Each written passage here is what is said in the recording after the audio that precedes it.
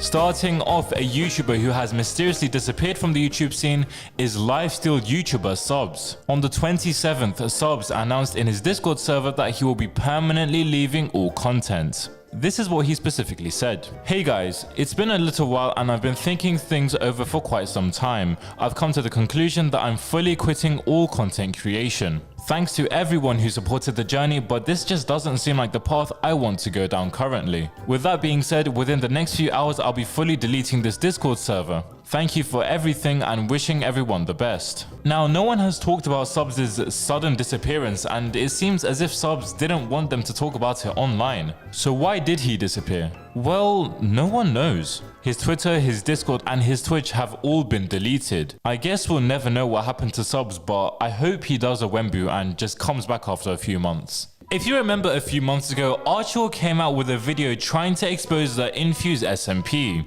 Well, just recently, him and Take9 have teamed up and exposed PvP Legacy, the server as a whole. But what could a server like PvP Legacy do to have a whole video made about them? Well, you're about to find out. A server moderator by the name of ADM pretty much did a sponker. He was an 18-year-old attracted to a 14-year-old girl at the time. It's so tabbed. I'm not even going to get into that because that's a whole nother thing in itself, but that's mental. The moment ADM was discovered to be attracted to a minor, PvP Legacy's admins demoted him and permanently muted him, but they didn't ban him. This means that the pedo who literally was caught talking to a 14-year-old could still run around in the PvP Legacy server and go about his day, even after the mod team caught him. I don't think you lot realize how nuts that is. Not to mention, when the admin team said that ADM would be permanently muted, he was seen chatting 4 days after the mute was set in place, meaning it was manually set and then manually removed. After this, Archwell got his YouTube role removed because he was seen streaming on a rival PvP server. Archwell decided to talk with the owners to appeal and get his role back. At this point, it had been over a year since the exposing had happened. In the call where Archwell was appealing to get his role back, things massively escalated and this is what happened. That happened like over a year ago now. I know, but is he banned now? I don't think that has anything to do with what's going on. See, now this is kind of getting me a bit worried. This is kind of why no, I'm asking. I don't think it was a bad idea to remove Archwell I'm just as an affiliate because we don't want this sort of situation happening. So it's just like you could easily just say, yeah, he's banned, or no, he's not banned. So it's making me like kind of teeter that he might be on your server. This has this has absolutely nothing to do with the current situation. Yeah, no, it doesn't. I just said it has nothing to do with Archwell or anything. I'm just asking you. Dude. Oh, wait, hold on. Wait, what was the... Hang on. What was it called? Oh! Okay. I'm really not interested in this right now. But is he banned this is or not? a joke. Alright. It's not a joke. I'm asking if he's banned.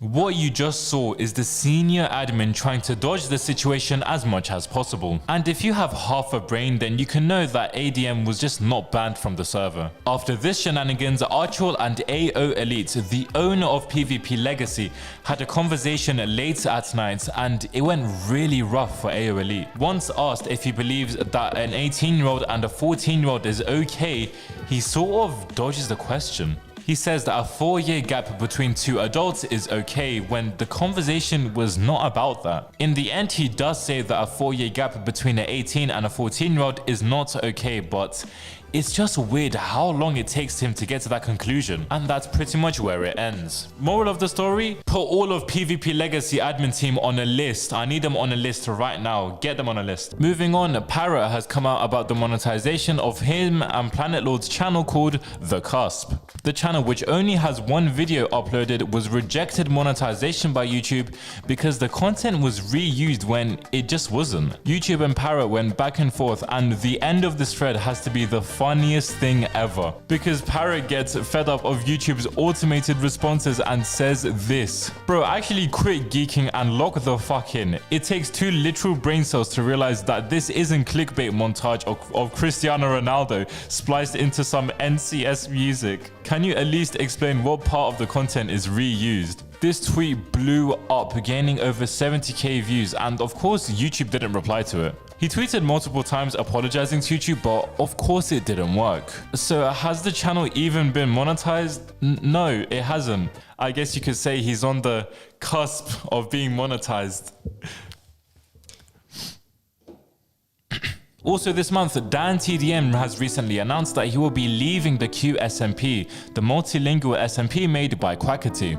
He starts off the video saying he has minimal contact with Quackity, but every occasion has been good. He states that the thought of meeting completely new people who might not even speak his language was too much for his anxiety, meaning he ultimately never played on the server that much. And that when asked by Quackity if Dan TDM could leave to make space for other people, Dan was completely okay with it. He finishes up the video by saying that he's focusing on the Shady Oaks SMP as most of his best friends are on that server instead. Moving on, a brand new Minecraft world record has been set by a player called Drip. Drip set the world record time at 7 minutes and 1 second. And yes, a completely random seed, and this guy beat the game in 7 minutes. I mean, what? And everything was looking like sunshine and rainbows for Drip. He just beat the world record and probably gained himself a lot of popularity. Well, that was the case until the moderation team got involved. They discovered upon investigation that Drip had a mod that was not allowed in the speedrun category.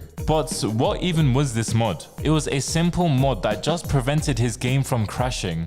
And even though he pleaded his case and went back and forth, ultimately the moderation team just simply couldn't allow it because of the illegal mod. Also this month, Delilah Died has released a video on the Genesis SMP. The Genesis SMP is an SMP that Prince Zam started almost 6 months ago, where he invited a lot of his close friends at the time, with one of them being Delilah Died. And Delilah's video on the Genesis SMP has finally come out. Now, it's just your casual SMP video, so nothing too special, but this one clip caught my eye. When the owner of the server joined, I asked for some help. Since he was the one who created Big Chicken, he might have an idea how to get me out of this mess. He will not live! He might. So it was clear that the owner was stupid and wouldn't be able to help me. But that's when I came up with an idea, which involved— Now, I may be thinking, after all of the drama that they have been through, that Delilah would just keep Zam out of the video. Well, apparently not. I mean, fair play, because you must have some massive balls to call someone stupid after you're the one who caused so much drama. And from what I've seen, not a lot of people have talked about Delilah calling Zam an idiot pretty much anywhere. So I don't know if their beef has died down or something, but I haven't seen anything. I just hope another piece of drama doesn't hatch from this video. That was a good one, man.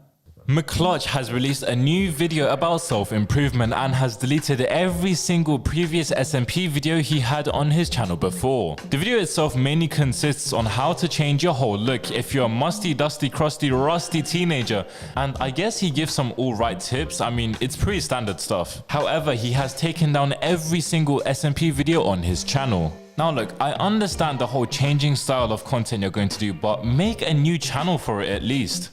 And also, he could have left the SMP videos up and make extra money from it in the background. However, he also made a tweet addressing the Andrew Tate supporter allegations made on him last month. In summary, he says that he sees Andrew Tate as a comedian to grab attention and that he sees him as a good motivator. Now, you can go back and forth, but hey, that's his opinion. Pofa has announced that he will be leaving the Lifesteal SMP when the current season ends and that he will not be returning in the next season. This comes after a very long tweet he made a few weeks ago saying that he had a lot of fun making SMP content and that he extracted all the content that he wanted from it. He also says that he was getting bored of making SMP content and that it was time to try something new, which is completely fair from him. He rounds the statement off by saying that he makes his content by the philosophy, if you want your audience to enjoy what you make, you have to enjoy making it. Which is one of the truest things I've ever heard in so long. I like this month on Minecraft and I hit my knee.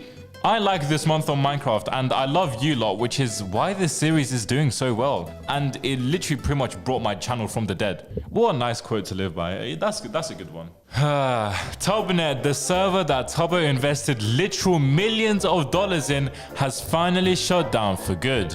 See, now, I'm not a hater, But I'm really happy this happened because at least Adoni isn't wasting money for no reason. The announcement states that the servers will be permanently shutting down on January the 12th, but the replies are the best parts. You have some people laughing, some people crying, and some people roasting the server by saying, the average Minecraft server lasted longer than Tubnet, which is absolutely nuts, man.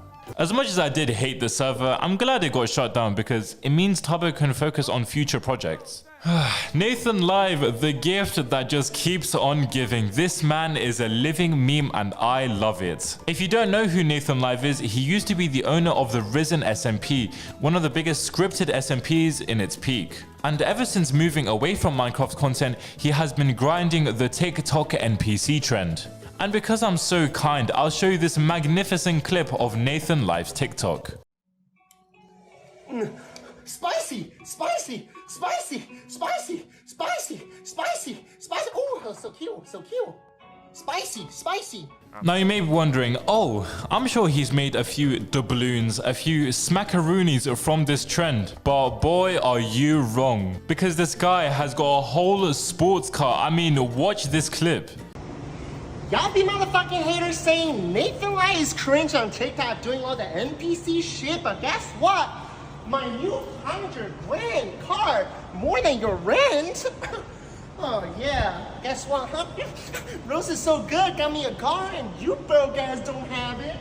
Alright, I'm driving the car, it's cruising along. Yeah, listen to that sound that you can never afford, broke ass. And what makes this video even better is the comment section because it's the most mixed thing I've ever seen. Is this rented? Why are you talking like Lil Tay? I love you, Nathan. New update, NPCs can now drive vehicles. This man is amazing. Without a doubt, that's the funniest thing I've seen in so long. Hypixel has come out with information about their workers following a statement by Riot Games. A few weeks ago, Riot Games came out with a statement saying that they were going to be laying off a lot of their workers. The reason to why this is, we're not exactly sure, but Riot Games have reduced their workforce by a considerable amount. And since Hypixel is owned by Riot Games, a lot of people started asking questions, such as if a lot of people were also being laid off at Hypixel. The reason people asked these questions because it would mean way less updates for the server and less maintenance. To which Hypixel responded saying this. Yesterday, Riot Games made an announcement regarding their future plans, which include layoffs. We've since received a number of questions from our community regarding the impact on Hypixel Studios. We want to clarify that Hypixel Studios is not affected by this announcement and our production plan for Hytale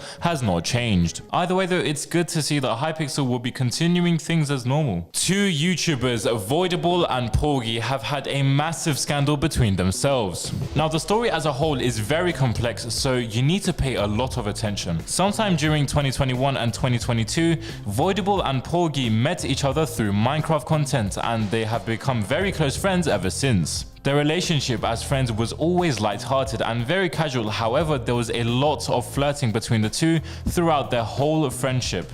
Keep in mind that the age difference between the two is 1 year. When the incident takes place, Voidable is 17 and Porgy is 16. On the 19th of June 2023, Voidable experienced a lot of stressful events throughout the day, and in order to cope with this, he got himself intoxicated. He was intoxicated with alcohol and cannabis. Both substances were being taken frequently in order to cope with personal matters which are not stated. While intoxicated, Voidable got very emotional as he was the most drunk he has ever been. And while drunk, he turned to the closest person to him for comfort, and that person was Porgy. Porgy?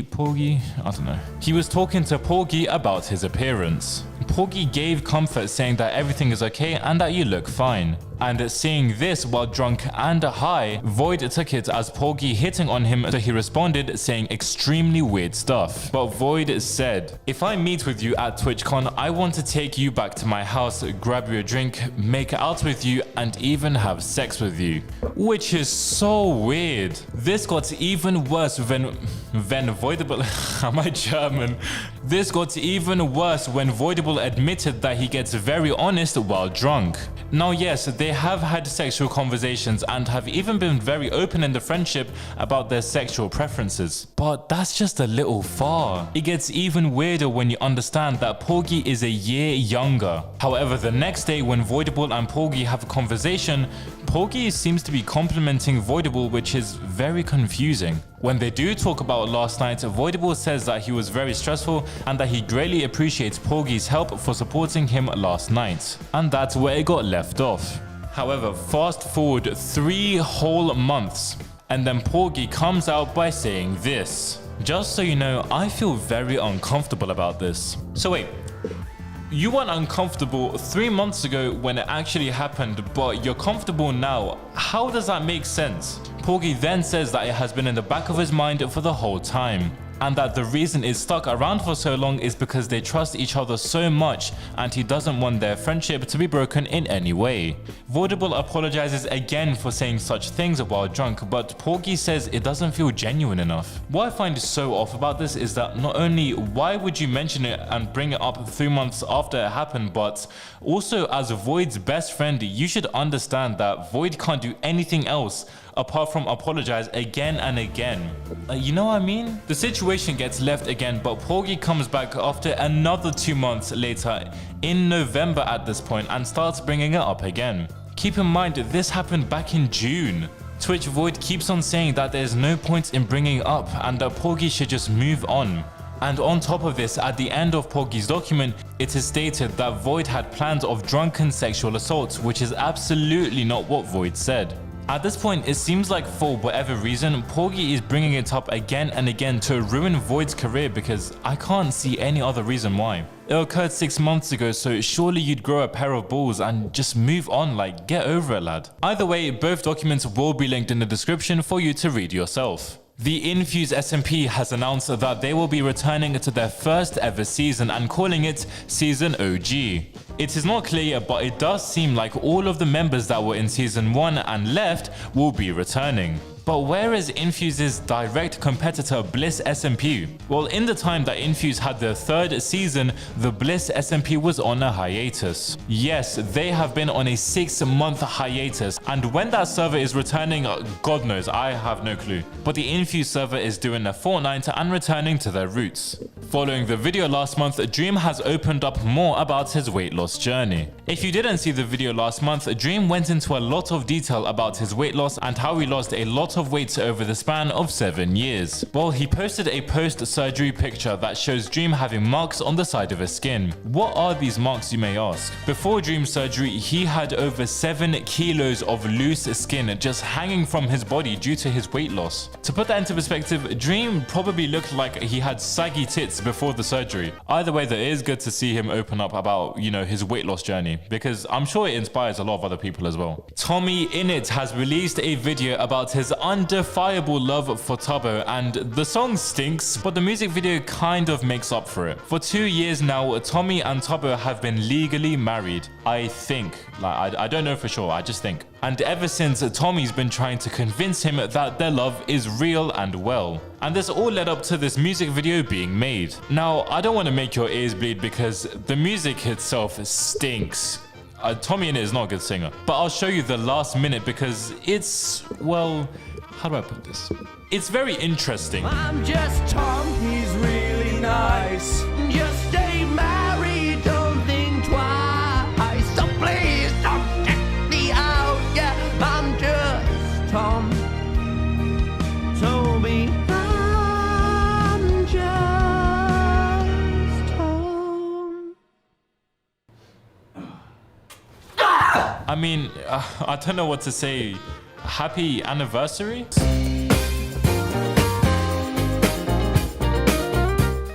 The owner of the Lifesteal SMP has announced earlier this month that he will no longer be making Lifesteal videos. Yes, Para has said that his next video on Lifesteal will be his last. He then goes on to say that he has been thinking about this for over 6 months on end. Now, this is absolutely huge for the SMP space as a whole, and let me tell you why. Lifesteal has dominated the SMP space mainly in 2021 and 2022, with 2023 being one of their weaker years. And if the owner of the server itself has announced that they're not going to be making videos, this will lead to one of two outcomes. The first outcome is that everyone in Lifesteal comes together to shut down the server and they solidify their legacy and end the server once and for all. The second outcome is that Parrot hands over Lifesteal to someone else and the server will most likely dwindle down itself. Option 1 will be the best because it's a path that doesn't show the server being embarrassed in the future if someone else is going to take over and fail at their job because no one will want to join. And it already seems like option 1 is going to happen because another member of Lifesteal has recently announced that they are leaving. And that member is Vitality. With 3 of the largest content creators, Parrot, Redcrab and Vitality, all leaving in the space of 2 months, the server is definitely reaching its end. Shelby Shobble, a Minecraft YouTuber and streamer, has come out with absolutely massive allegations against a tall British Minecraft YouTuber. Now you need to pay a lot of attention to this because things can get complex very quickly. And on top of this, the situation is about Shobble, not the tall British content creator. On the 22nd of February, Shobble went live saying that there is something serious she needed to talk about. She started off her first point by saying this. She says that the abuser was abusive, not in the usual way though, but through biting. And it was really subtle. When I hear about physical abuse, I think of hitting. I think of hitting and punching. So I thought that this wasn't violent enough to be abuse. I thought that it was just like a constant accident that he kept hurting me. And it didn't start as something that he did to hurt me. He had this habit of biting, which is so weird to me now. Who is the only other tall, popular and British Minecraft YouTuber that also likes to bite people a lot? Well, I'll tell you, that person is Wilbur Soot. And she goes on to talk about how the abuser would seem or look like they were getting pleasure out of biting and hurting Shobble. I'd say the safe word and he'd grind his teeth down on my skin. And sometimes he'd smile after, like a gloating grin. And during this time, I was filled with so much anxiety all the time that I was constantly nauseous, gagging daily. And that when the safe word was used for the person to stop, he would continue for a moment and then stop. He was bottling up so many emotions that he was taking it out on me physically. I believe there was a moment where he knew that he didn't want to be in the relationship anymore, and instead of just ending it, he tried to push me away any way he knew would hurt me. And he knew all of the ways that would hurt me the most. And he knew he was hurting me. There was no way that he didn't know because of the safe word that he made. This biting claim by Shobble is backed up by a lot of other clips that arose in recent times that shows Wilbur's biting nature. Shobble also said that this person said to her that he wanted to ensure that everything was okay and that clear boundaries were set. This is so Shobble wouldn't come back later on and said that the YouTuber abused Shobble. Shobble then goes on to talk more about the sadistic behavior of Wilbur Soot. Twitch, after the stream, a member of Wilbur Soot's band Lovejoy comes out and says that she was also bitten many times. Shobble also says a lot more points, such as she was put to the side by this content creator because he only cared about the fame, and that the content creator was living in filth, which is backed up by further tweets and claims. Alongside this, Wilbur's Discord server has been shut down, so I mean, it's not a good look for Wilbur at all. Okay, so I thought I was done recording this month on Minecraft, but apparently not, because just a few moments ago, Wilbur Soot tweeted his official statement on this situation. So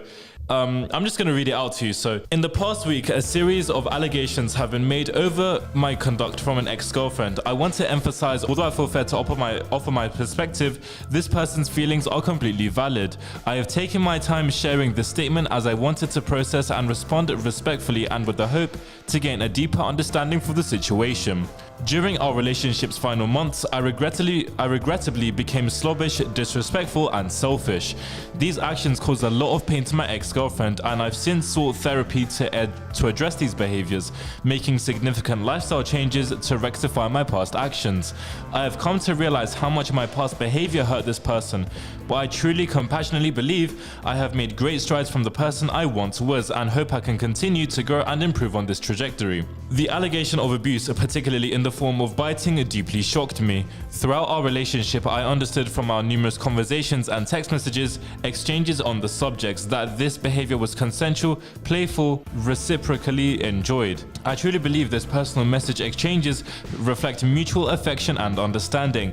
Out of respect for her, I choose not to publish them, and I emphasize my perspective is not shared to diminish or invalidate anyone's feelings. Instead, I share it in the hope that I can offer a genuine, fair and relevant insight into my understanding of the situation.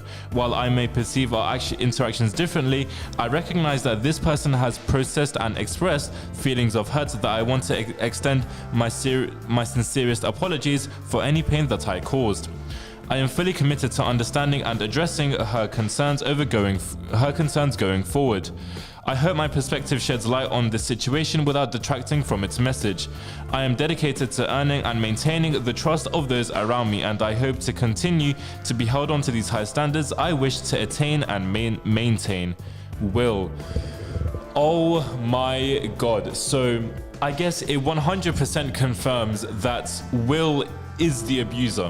What we can infer from this is that there are definitely text messages that haven't been released yet. Now, I don't know if Shubble will release them because Will himself says that he will not. We need to see how it pans out because it literally came out 6 minutes ago, so I'm not that sure yet, but I can't wait to see how the general public reply to this because that is an absolute bombshell that he has just dropped.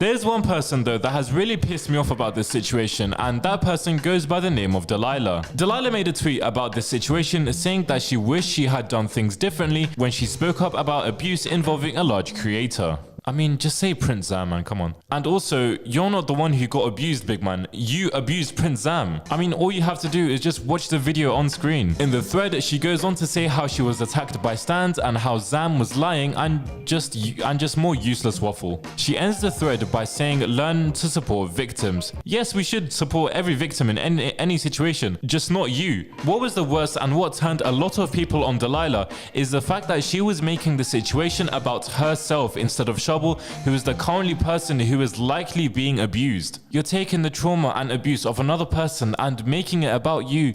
For what reason? Fucking dickhead, man, honestly. On top of announcing that he will be leaving the Lifesteal SMP, Parrot has also announced that him and Planet Lord will be ending their joint channel called The Cusp. If you don't know, The Cusp was a channel that Parrot and Planet Lord made it to make their own Minecraft movies and create it as, you know, a movie series thing. And after the shenanigans on Twitter last month, they have still been refused monetization by YouTube and have ultimately ended their channel. The main reason is because the videos cost a lot of money to make and ultimately they can't fund it out of their own pockets without the help of monetization from YouTube. I mean, it's sad to see this channel end because the one movie we got was actually really good, and it's sad to see that YouTube robbed us from the experience of seeing potentially more. I guess you could say they were always on the cusp of being monetized. No? Same joke as last month, okay. Drama and speculation is what arose in the Minecraft community after Nikki Niachu said this at the Streamer Awards earlier this month. The best part though is that as far as we know, all of the nominees this year are good people. So here are the nominees for the Minecraft Streamer of the Year award. We have Foolish. We have Quackity. Tina Kitten. And last but not least, Tabo. There's a lot to pick apart, so let me do it for you. When she said, as far as we know, all the nominees this year are good people, this raised a lot of eyebrows. Because out of the 4 nominees, the only different nominee was Because out of the 4 nominees, the only different nominee was Smallant, another Minecraft streamer, which means Niachu implied that Smallant was not a good person and a creep.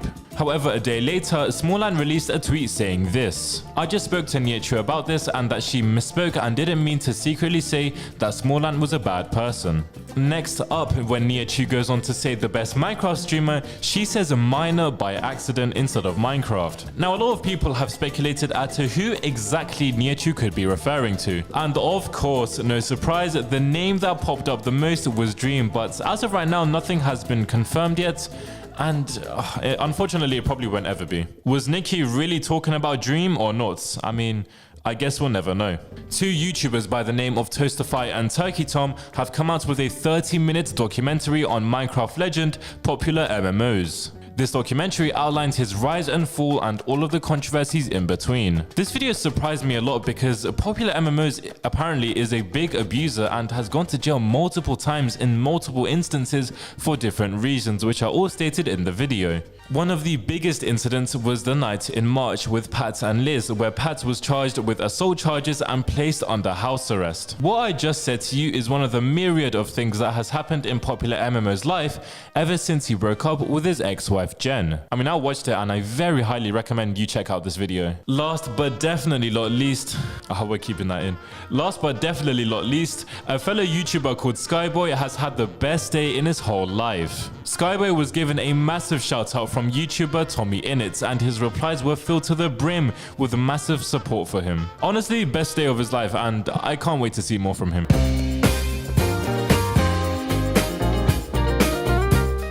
Starting off, Katie Bugs has come out with allegations against George Not Found. On the 9th of March, Katie Bugs would go live with the stream title Telling My Story. In the first 2 minutes of the stream, she would already start crying but wouldn't explain anything yet, leaving her chat confused and scared for her. She starts off by saying that Shovel empowered her to come out and talk about her story. I want to start this by saying I wouldn't be here without Shelby. I was ready to disappear with this secret forever. I never knew that creators were allowed to talk about these kinds of things, and I guess I'm still new to it all. Katie states that at the beginning of summer last year, she was assaulted by an older and larger content creator. She also states that she had freshly turned 18 and was drunk at a party. I was assaulted by a significantly older and popular content creator. She then says that her mutual friend was romantically involved with this much larger content creator and wanted to return to their hotel room but didn't want to go alone. Katie states that George was flirting towards Katie the entire time. However, they assumed that George didn't know her age. After the 3 girls left, Katie received an Instagram DM from George. Keep in mind, Katie's age is very clearly in her bio, meaning George would know Katie's age. The 2 of them and the 3 of us. Not much happened that first night, just some drinking and talking at a table.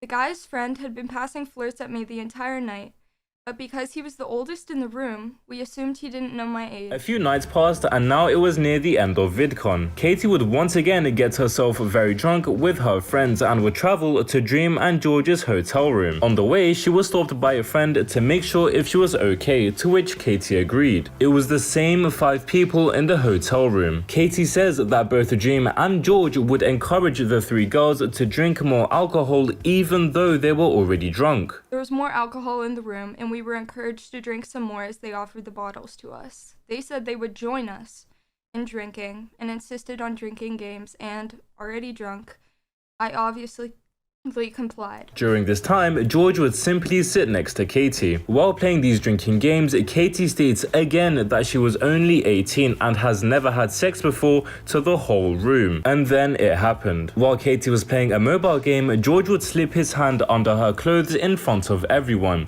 disguising it as an "Are you ticklish?" comment. Out of nowhere, I felt him slip his hand under my clothes, sitting next to me on the couch in front of everyone. He disguised it with a simple "Are you ticklish?" She would then say that George's hand would move to places to which she had not asked for. As well as this, George would touch Katie in certain areas to make her lose the mobile game. Katie's emotions would intensify, saying that it was the first ever time she was touched, and she reassured herself, saying she was extremely sensitive. That night, it was the first time anyone had ever touched me.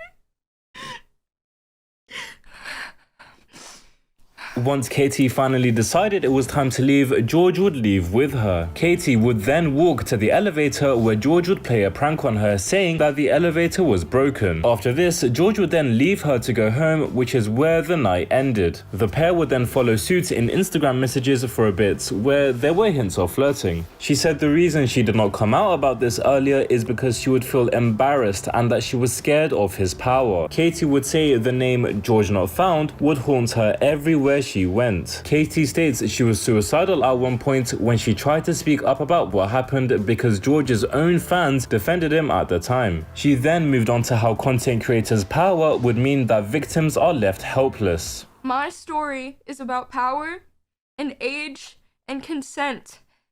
It pisses me off that they can hide behind their power while victims are left helpless no matter what scenario. It pisses me off that he thought he had the right to do what he did. That he did it even in my silence. As well as this, she says every time she is touched, she is taken back to that night in the hotel room with George. Katie reiterates that Shubble speaking out against Wilbur Soot helped her in speaking up against George Not Found. I mean, when I first saw this, I was so surprised because, especially after what Wilbur did, like, I was like, surely that's it, surely no one else, but man. After the internet would discover that Katie was talking about George Not Found, George posted this tweet saying he would never assault someone or break sexual boundaries. A day later, on the 11th of March, George Not Found would go live on Twitch with the title Serious Conversation. He starts off the stream saying he's going to be talking about topics of abuse and sexual assault. George reveals that the stream was actually a pre-recorded video. This video starts off with George saying he has interacted with Katie on 2 separate occasions, and the first time was in the hotel room in VidCon. He then shows off what the hotel room looked like. There was a living room, there was a table, and the bedroom was kind of separated from it. On the first night when Katie's mutual friend wanted to hang out with Dream, Dream did not want to because he thought the girls were having more fun at the party that they were already at. George states again that on this night was the first ever time George would meet Katie and that all they did was play drinking games. George brings up the flirting that Katie accused him of, to which he responds saying this. Now, one thing Katie said retrospectively, looking back at the scenario, is that I was flirting with her throughout the night and that she was uncomfortable with this because of our age difference. At the time, she was 18 and I was 26. She actually assumed I didn't know her age because she had never said it. But then later, I had actually DM'd her on Instagram. And because of this, she says that it is confirmed that I know her age. To give some context to this scenario and to why I didn't know her age, my perspective of things is that I am with people that are over the age of 21 in a scenario where we are doing things that people that are over the age of 21 are doing, like drinking.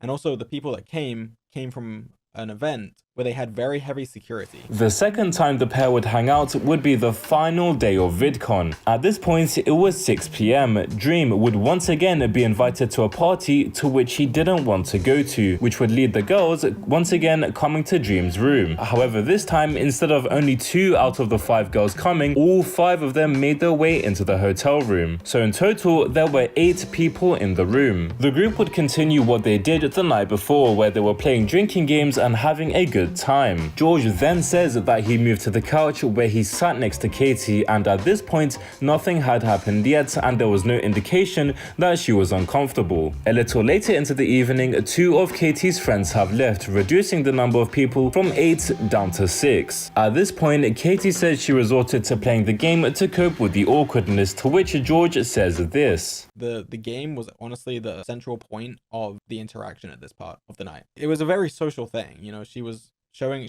passing the phone around, we were all playing the game and bantering about it, having fun with the game. So I don't see how like she resorted to it and was like using it in that context. She wasn't being awkward at all. There was no sense of uncomfortability from her. She was laughing and playing with everyone.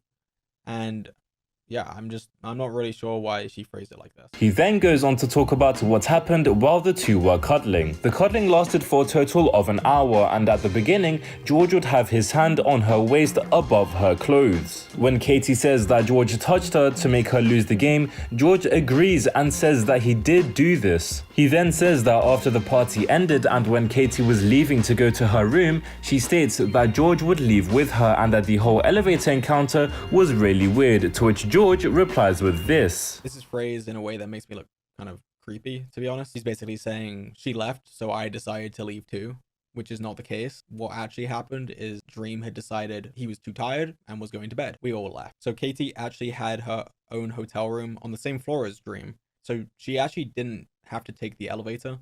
She walked me to the elevator when she didn't have to and said goodnight to me. After the elevator, that would be the last time George and Katie would meet in person, and their online messages would soon after also be friendly, and the last message they would share together would be on the 1st of August 2023. And after saying that, George would end his stream. However, 2 days after the stream, Katie would come out with a 10-page document outlining and disproving every single one of George's defenses. The statement starts out with her saying that George literally said she touched Katie while drunk. Katie finishes off the statement by saying that she will be away for a week, in which after she will stream a final statement. After reading this, George came on Twitter and replied by saying he was introduced to a lot of information in which he was not aware of before. He has much more to say and will be saying more soon. But we wouldn't have to wait long, as on the 16th of March, George would upload a video titled My Response. Clearly being a response to the 10-page document that Katie made on him,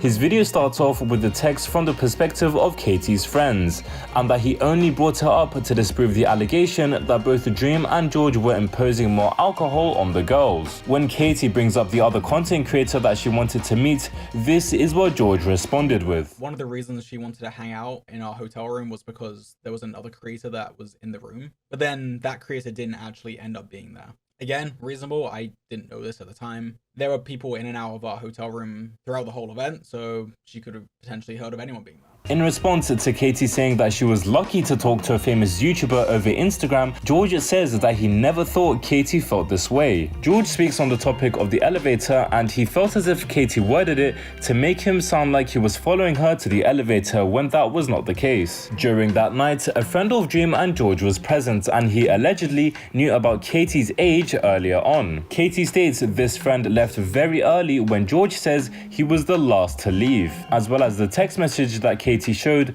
George states that it is completely fake. George's response to Katie standing up and going back to him was that it wasn't what he was thinking at the time. He then talks about the text that Katie received checking if she was okay or not. George's response was that outside of Katie, no one had expressed any discomfort at the time. He then proceeds to call out all of the content creators which still had negative thoughts about George after Dream made his response video back in December last year. The wristbands that George used as evidence were brought up next, and to further back himself, George says this. Essentially, they give you this wristband to show that you are over 21 so that you can get drinks from the bar. These wristbands are made in a way so that once they're put on, they cannot be taken off without breaking it. And that's precisely why they're used, to prevent people from underage drinking. But clearly the security that gave the girls these bracelets didn't do good enough. He also reiterates how the entire situation could have been easily avoided if he had simply asked her age. However, obviously, this was not the case. And that is where the video ends. Katie made a final stream on the situation, coming out with a lot of new information, but at this point, a lot of people are divided on whether to believe her or not. She comes out with a lot of info which completely changes the story and doesn't make it make sense. Honestly, this situation I feel like it should have been taken care of in private, because there was no reason for it to blow out of proportion and, you know, for the fan base to be like, oh, I hope George dies, oh, I hope Katie dies, oh, this, that. Like, it would have been so much better if it was resolved in private. Like, instead of like making two fan bases go to war with each other, like, just solve it in private. Moving on, an operations admin from the QSMP has come out with statements about the working conditions. The admin, whose name is Leah, made multiple tweets on the 4th of March talking about the working conditions that went like this. Imagine having the first Minecraft multilingual server of the world and pay your employees 150 euros per month and threatening to sue them if they dare complain. And you've signed a non-disclosure agreement. If you talk, we sue you. Yes, of course. They think they can send me a toy as a gift and that I'll forgive them and shut up. They don't know who they ran into. There were so many more tweets that the admin made on the terrible working conditions within the facility, saying how her and the rest of the workers were disrespected, threatened, overworked, and underpaid. But why would Leah come out with all of this information now instead of when it was actually happening? French streamer Pierre leaked that the two were talking to each other when that was not allowed by the rules. She was accused of leaking sensitive information about the server's DDoS attack to the streamer when Leah says this is not the case. It's then revealed that people from the admin team talk to creators of the QSMP all the time when they are not allowed to. The worst thing was that when she was fired, the other admin staff were lied to and got told something completely different. They were told Leah was purposefully breaking rules and causing herself to get sanctioned when that was not the case. The French admin was also furious about her monthly wage, as considering how big Quackity is, she was offered a measly $200 for her effort to work for the SMP. This tweet blew up, gaining massive amounts of attention, and soon enough, Quackity himself. Quackity would go live a few hours later saying that the job to work as an admin would start out as a volunteer position so people could integrate themselves within the team, and that after a while they would be paid a healthy salary as a full-time job. When it came to overworking the volunteers, Quackity had this to say. What I was not aware of is to what extent and conditions were being required from the volunteers. There are going to be very drastic changes in QSMP moving forward, from the administrative perspective and from the creative perspective as well. My responsibility relies on knowing what is happening in the project I am running. And for not being more involved, I want to deeply apologize. This should have never happened, and I'm extremely disappointed. Everybody involved in Quackity Studios will be paid. And if at any point my own funds are not sufficient enough to pay workers or maintain the project, then the QSMP cannot continue and it will close down. The internet's response to Quackity was very positive, as even Leah said herself that Quackity was not aware that this was going on. Now, here's where stuff gets really interesting. As Leah is located in France, she earns money under French worker laws. And French worker laws are really strong and work really well. So even if Quackity Studios tried to make the defense that Leah was just a volunteer, it would still not go well for them because of the worker protection laws. So a lawsuit was then filed against Quackity Studios because, of course, it's a company. Now, as far as I know, this lawsuit has not progressed that much, as Quackity Studios refused to give any input. It would definitely be interesting to see how this situation develops, but all blame definitely goes to like the higher ups of the Quackity Studios, not Quackity himself. Vitality has recently opened up as to why he is leaving the Lifesteal SMP, and honestly, it's one of the most heartwarming videos I've ever seen. Earlier this month, he posted a video titled "Why I Left the Lifesteal SMP," and the video starts off with his first reason saying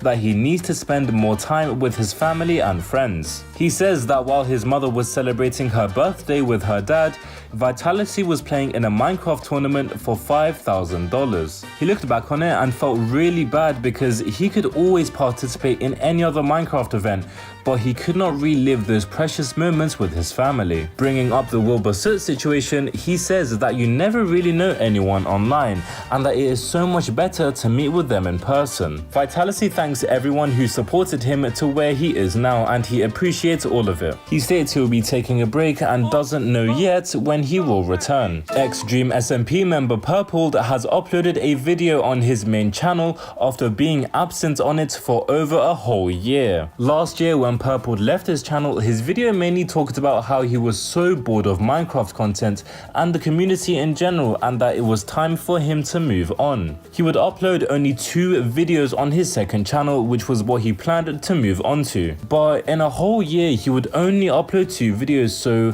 what happened to all of the other video ideas that Purple had planned out? Well, in his recent video titled "I Was Wrong," Purple explains that he had so many video ideas and concepts that he wanted to carry out on his second channel. But as he was surrounded by the Mr. Beast team, the pressure was building for Purple to make really good videos. The pressure got to a point meaning he would create barely any videos on his second channel. And after a year out, Purple announced that he would try to upload multiple times a month, with it being Bed Wars content and other Minecraft videos outside of Bed Wars. I mean, for his sake, I hope he sticks to more frequent uploads. Moving on, if you cast your minds back to October, you will remember that I covered a story between Illumina and Stella, where Illumina had sexually assaulted and raped Stella at VidCon in Las Vegas last year. Well, after Illumina's response video that showcased him thinking it was okay to take advantage of a drunk person, he has finally come out with an official apology to Stella, a whole 6 months later. He starts off by saying that he was confused and stressed on how to respond with the right words. Illumina then takes accountability in saying that Stella was taken advantage of regardless of intention. After he woke up, he was confused and stressed on why she left in the first place and didn't think that he was the reason as to why she did so. Illumina apologizes and realized he was not empathetic enough to realize that Stella leaving meant that she was uncomfortable and wouldn't want to be around him. He then admits to his over childish behavior and apologizes greatly to ruining Stella's and everyone else's Las Vegas trip. The creator apologizes for the absolutely awful public response that he made, realizing that he was putting the blame on the wrong person. Illumina hopes that with time he can improve to become a better person, and that is where it ends. Stella would then go on to bring attention to what happened between her and Greninja. And if you don't remember this, back in December, Stella released information about what happened after she left the hotel room with Greninja, exposing Greninja to be manipulative and a potential necrophiliac, even though his audience deny it. Greninja was informed of Illumina's apology and was being told to apologize as well. However, he would make his first official response when Stella made a statement talking about both creators who harmed her, both Illumina and Greninja. In summary, she reiterates the wrongdoings that she did to both Illumina and Greninja, but states that they caused her much more harm than she caused them, and that if she is to be believed as a victim, then people would continue to deplatform both creators, but if not, she simply wants to be left alone. In response to the statement, Greninja would say this: he hopes that Stella recovers from the trauma that Illumina caused him and that he apologizes for the wrongdoings that he did. But he is angry at the fact that he is being compared to Illumina, which according to him is a much worse person. And that is where it ends. I've said it before and I'll say it again. This is the third time I'm making a story about this. Enough guys, just I don't want to ever hear about this again, please. After a mere 2 months of being inactive, the Infuse SMP has returned with a revamped server. The SMP posted the announcement earlier this month, gaining a lot of attention and support from the fans. The server introduced a new plugin with new effects as well. They also opened up a public server for the fans to join. Let's hope this season goes well. Earlier this month, just a week after Wilbur's said statement, Shubble has come out with a response to Wilbur's awful response to the situation. If you don't remember, Wilbur Soap was Shubble's abuser via extremely painful physical biting, and Shubble went live to respond to this statement. She starts off by saying that ever since she spoke, her replies and DMs were bombarded with all types of explicit content, and that she's never seen anything like this before. In response to Wilbur's haters saying that Shubble's abuse was not actually real, she says that her therapists are far more reliable than Twitter comments. She would continue stating how much she hates Wilbur's fans for the next few minutes, and they would come up with lies, misinformation and hate in order to get Shelby to stop coming for their favorite creator. At around 9 minutes, she starts talking about the dreadful apology that Wilbur made. Shubble says the apology was instantly invalid as she was never addressed by name, to which she found disrespectful. At around 10 minutes in, she starts getting emotional as she talks about how Wilbur might have moved on like she was nothing, but Shubble still has to live through the trauma of what she endured. I truly believe my soul is healed beyond him, but unfortunately, my mind and my body are not, and that will take more time. Your brain chemistry changes when you live through something like this. Shubble then says that she's simply going to try and go about her day in order to find peace from him. After this, she would go on and play Minecraft. The replies, of course, flooded with support for Shelby and hatred for Wilbur. Honestly, I hope Shelby gets all the support she can get because what she went through was so bad. Now, alongside Wilbur and George being called out, a third member of the Dream SMP has also been exposed for his own reason. Just keep in mind, this situation is completely separate from Wilbur and George. Earlier this month, someone called Andy posted a long piece of text on Tumblr. The text was titled, "My Experience with Puns." Soon after, Puns would also make his own post on this situation as well. Now, starting off, both stories align in saying that their relationship was really rough and it didn't go that well. According to Andy, Puns used the B slur, which is a derogatory term for Mexicans or Latinos, and of course, Andy is a Latino. And Puns takes accountability and confirms that he was racist in this manner, apologizing for it, as well as he says that he didn't fully understand what the word meant, but it's not an excuse for him saying it. Andy also states that she felt as if Puns was trying to hide her for some reason when Puns says otherwise. He says that very early on into them talking, he made it very clear that the relationship had to be private. This was because he could not predict the actions of his fans, and after asking friends, he was recommended to keep it private. Now, the story goes a lot more deeper than that. I mean, way deeper, so I highly recommend reading this for yourself, but I'm not done there. Alongside this, Puns also made some accusations on Dream, in which he soon deleted, but the accusations are very interesting. Dream stole Andy from Puns. Yeah, you heard that right. Dream literally took Andy from Puns after their rocky relationship. Flippin', of all people, Dream is the one to steal your girl. Crazy, man, crazy. Now, ever since Shovel and Katie came out with their stories about their big content creators,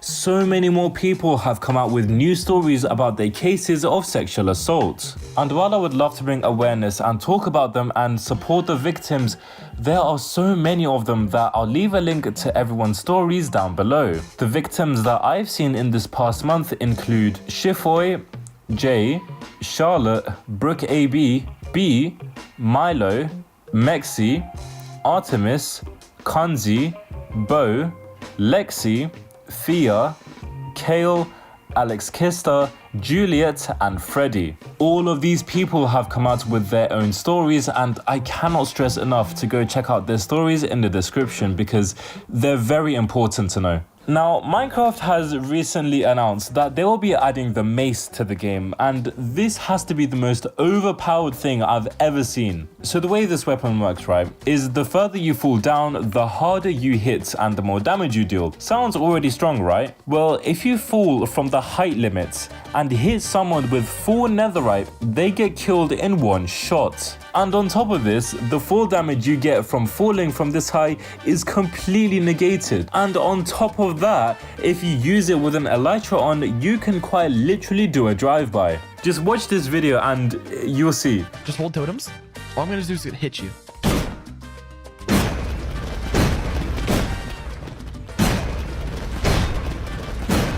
Okay, this is my last totem. Why is that so OP? Now look, I don't play Minecraft, right? Not like that, but this seems so overpowered that I might have to return. Earlier this month, while everyone was coming out with their own stories, a burner account called EmmaLocklon18 was made in order to create false allegations towards Tubbo. Because so many allegations coming out at the time were true, this post naturally gained a lot of attention, and the statement went like this. I've decided to come out with my experience from back in 2021. I stumbled across Tubbo's channel, became a fan instantly and wanted to meet him. That changed when I was 15 and went to a party. I got myself drunk and Tubbo also happened to be at the party. He offered to take me home, and while we were in the car, I was passed out because of how drunk I was. I thought I was going home, but I woke up to a secluded car park where Tubbo would start touching me inappropriately. I never gave him consent, but he started taking advantage anyway. I never came out with this story because no one would believe me, but with the recent Wilbur and George allegations, I can finally speak up.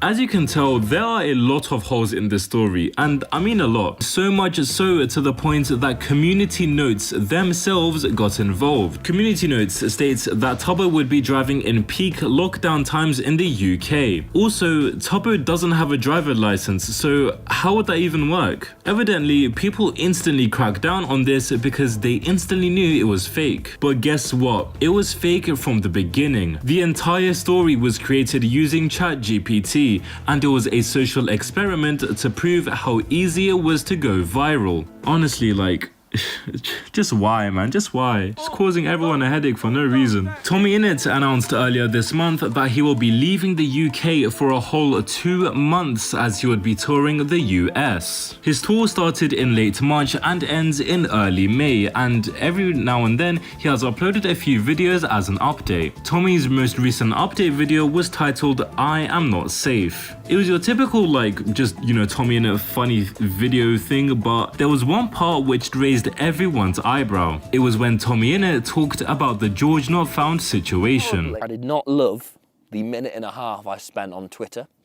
It depleted all, you know, love I had for this world. It was horrible to find out all of my... No, come on, you get it. You get what I'm on about. Jesus fucking Christ, everyone. He also revealed that him and Technoblade's dad have been making jokes about Technoblade's death. I mean, if it's one way to move past, then go ahead. I hope Tommy and his tour goes well, because from what I've seen, it looks so amazing. If you cast your minds back to October, you'll remember that a YouTuber known as Lucius faked his death. He faked his death in order to avoid pedophilia allegations. Well, Lucius has returned, but not for the reasons you might think. He returned so that he could take down the man who ruined his career and exposed him for who he is. Take 9 came out with even more information to Lucius's pedophilia, even giving an unreleased voice note of him admitting to it.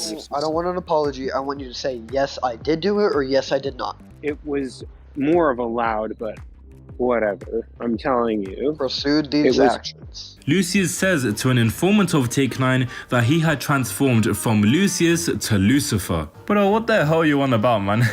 What are you on about? Take 9's informant says that Lucius has no other reason to live than destroy his own enemies, and that includes Take 9. The informant recommended Take 9 to stay inside and stay safe. Take 9 saw this as a way to scare him into backing away from Lucius, but would realize that he was actually coming for him when Lucius got arrested at the Florida borders. And that is where the video ends. Before we start, this is the 1-year anniversary of this month on Minecraft. Thank you to everyone who supported the series, and hopefully it gets a lot more successful. I really appreciate you lot, and let's get into the month. Starting off, Tricky Trials is the name of the brand new Minecraft update 1.21. There's no release date on it yet, but the update is mainly focused around the trial chambers that are coming soon to Minecraft. If you don't know what this is, it's like a MMORPG game where you go through chambers and fight off new mobs that Mojang have created. They've also been revealed, so you can watch them down below. For me, the highlight of this whole series is the new soundtrack that came with it. The 12-long track list features Aaron Sheroff, Kumi Tanioka, and Lena Rain, the same person who made Pigstep. I like the soundtracks a lot, and my favorite is definitely Creator. It's peak Minecraft SMP video, and I love it. A lot of people are disappointed though, because they expected so much more from the updates aside from the trial chambers. People expressed that they will likely play it once and never look at it again, which is kind of concerning. I'm interested to see how the trial chambers are, because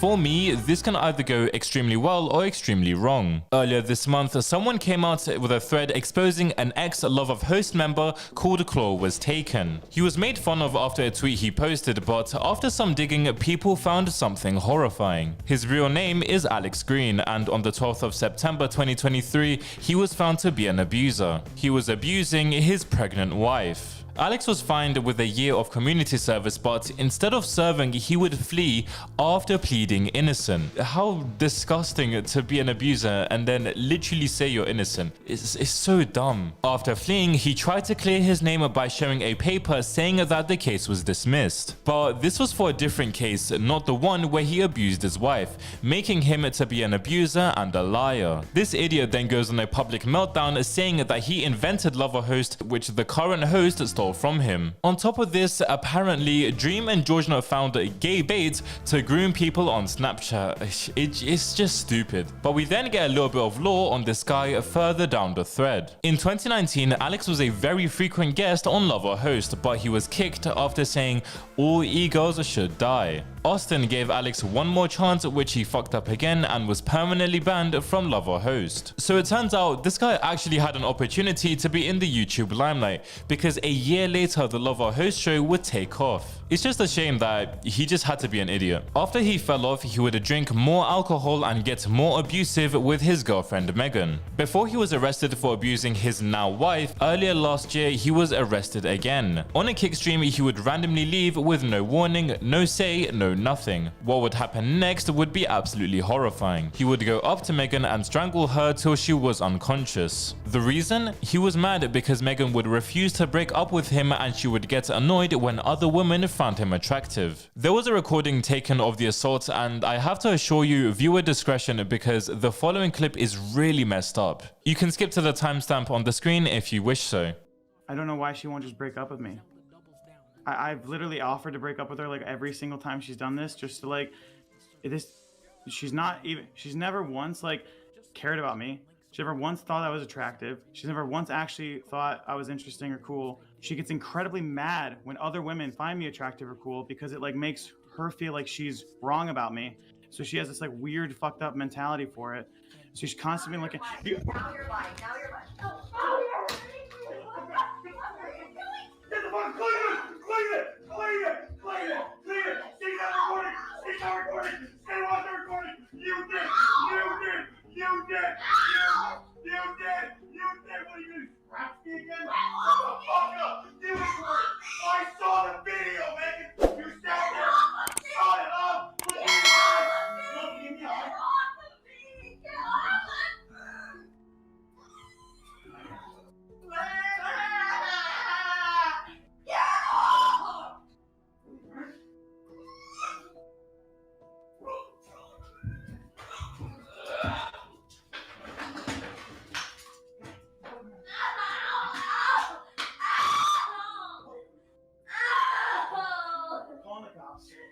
Call the cops, Megan. Don't care. Who cares? Tell them that it was me. Let me go to jail. I will succeed in there because it's a structured system that makes sense, and there's no goddamn bitches like you. I don't even know where to start because it's so messed up. He was arrested for this, obviously, and even though I can't find the court case, it's still so messed up and so wrong. From what I can see though, he's still very active on Twitter, so hopefully he does get deplatformed soon for the disgusting behavior. Nia Chu has recently announced that she won't be streaming for a while due to health issues. She's often fainting and she doesn't want viewers to see that on stream, so she's taken a break. She'll upload videos as there is a backlog, but the streams will have to wait. Hopefully she does get better soon because as someone who has met her in real life, she's a really nice person. Yes, I know the footage is real, by the way. I have the whole video of meeting Nia Chu, but I just can't be asked to edit it. Someone called Milo was getting cancelled earlier this month for what I think is an absolute ridiculous reason. She was getting cancelled because she killed a fly. So I can't find the original tweet or post, so I don't know a lot of the context on the situation, but the apology goes like this. I'm sorry for what I did to the fly and sorry for the animal abuse. Now, I can only assume that Milo did torture this animal before killing it, and she's sorry for it. She thought that what she did to the fly was funny at the time. She's going to change her ways and apologizes again. Personally, I'd throw any insect that comes into my house just out of the window. But torturing it is a bit crazy, like, there's some weird behavior going on there. I hope this drama flies under the radar.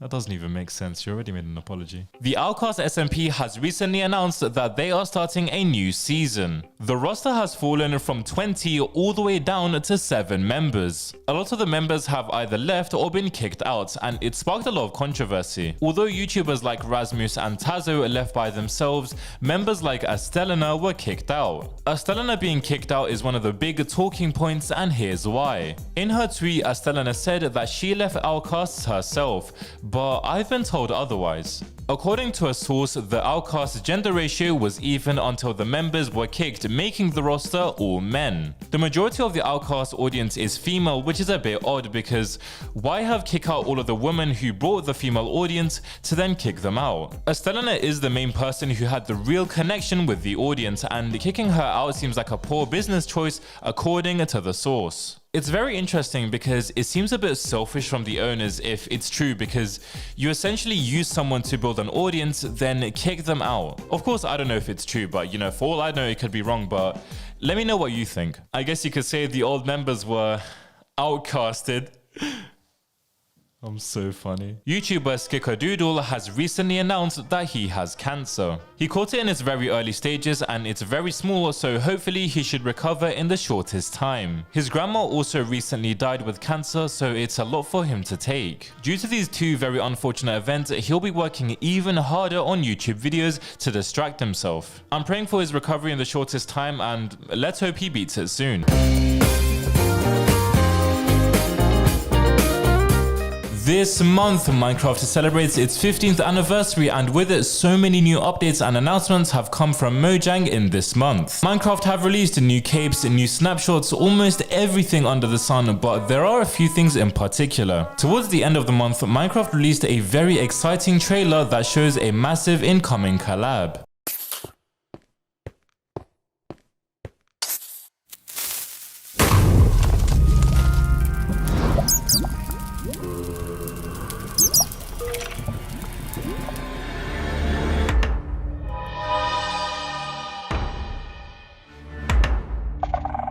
Rumors were going around for so long that a show was on the way, and it's finally confirmed. I'll definitely be giving a IMDb-esque review because boy, I'm so excited. Minecraft has also announced another collab with MCC, Minecraft's monthly tournament. Although we know what's happening with Netflix and Minecraft, we're not too sure about MCC. My guess is some sort of IRL event where the contenders are at some sort of, I don't know, arena or something. But this also leads to an actual Minecraft event that was actually confirmed in real life. In Dallas, Texas, Minecraft announced their villager rescue experience coming in September. The experience is around an hour long, but the ticket prices are not revealed yet. There's a lot more information on Minecraft's website, like when you should arrive, if you can take pictures, all of that, so make sure to check it out. What I will say though is Minecraft have absolutely outdone themselves with this anniversary. I mean, it's crazy. Also this month, Dan TDM revealed that he had to get an emergency surgery because of his appendix. He would have regular pains in his stomach for the past 5 years, and 2 weeks ago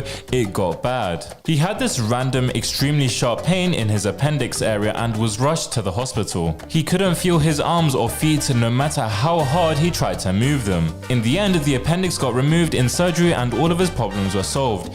Yay! He will be returning to his channel in a week's time and is back posting to normal after a 4-month break. We love Dan TDM. I mean, hey, we love him. Another Minecraft YouTuber, Tommy Innit, has also had issues with his body. Tommy posted an Instagram picture which shocked fans, saying that he had surgery on his balls. He woke up one day and had an intense pain in his right testicle. He rushed himself to the hospital, and once checked by doctors, he was told that his right ball could be dying. So what happened is that his right testicle got twisted so much while sleeping that the blood supply had been cut off. In the end though, his balls were saved, and you can hear the full story in an interview with Dr. Mike. I mean, holy bollocks man, that must have been a scare.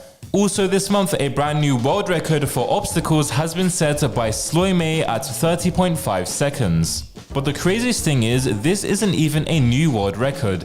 It's a tie with another player who set the same time 20 hours earlier. The time of 30.505 is exactly matched down to the thousandth of a second. It's honestly phenomenal to see that this map has been around since forever and it's still being played to this day. I mean, I hope the players don't encounter any obstacles improving their times. Moving on, a week ago, the Levels SMP announced that they will be ending their time as an SMP. In a statement they made, they said they were going to be a group of friends and don't want to be seen as a creator SMP anymore. Honestly, this leveled me when I first saw it, and I was surprised because even though it's not what it once was, it's still a decent server. I thought they were going to take things to another level, but it seems like they won't be. I need to stop these. This is getting out of hand. Also this month, the Caprillix SMP has announced its third season with a lot of surprising new names. The biggest names include Clown Pierce and Ashwag, with one member still to be announced. The trailer they released is without a doubt one of the coolest things I've ever seen, and it looks like it's going to be very lore-based for this season. I don't know too much about the Caprillix SMP, but the lore-based like new season, it looks very cool. I mean, they've added a whole caboodle of new players, so hopefully the season goes well. The Money SMP has announced that they will be opening applications for season 2. The server announced they'll be opening applications earlier this month in a very cringe fashion, I must say. Guys, Money SMP season 2 applications are coming out. I love Vorm and Soul so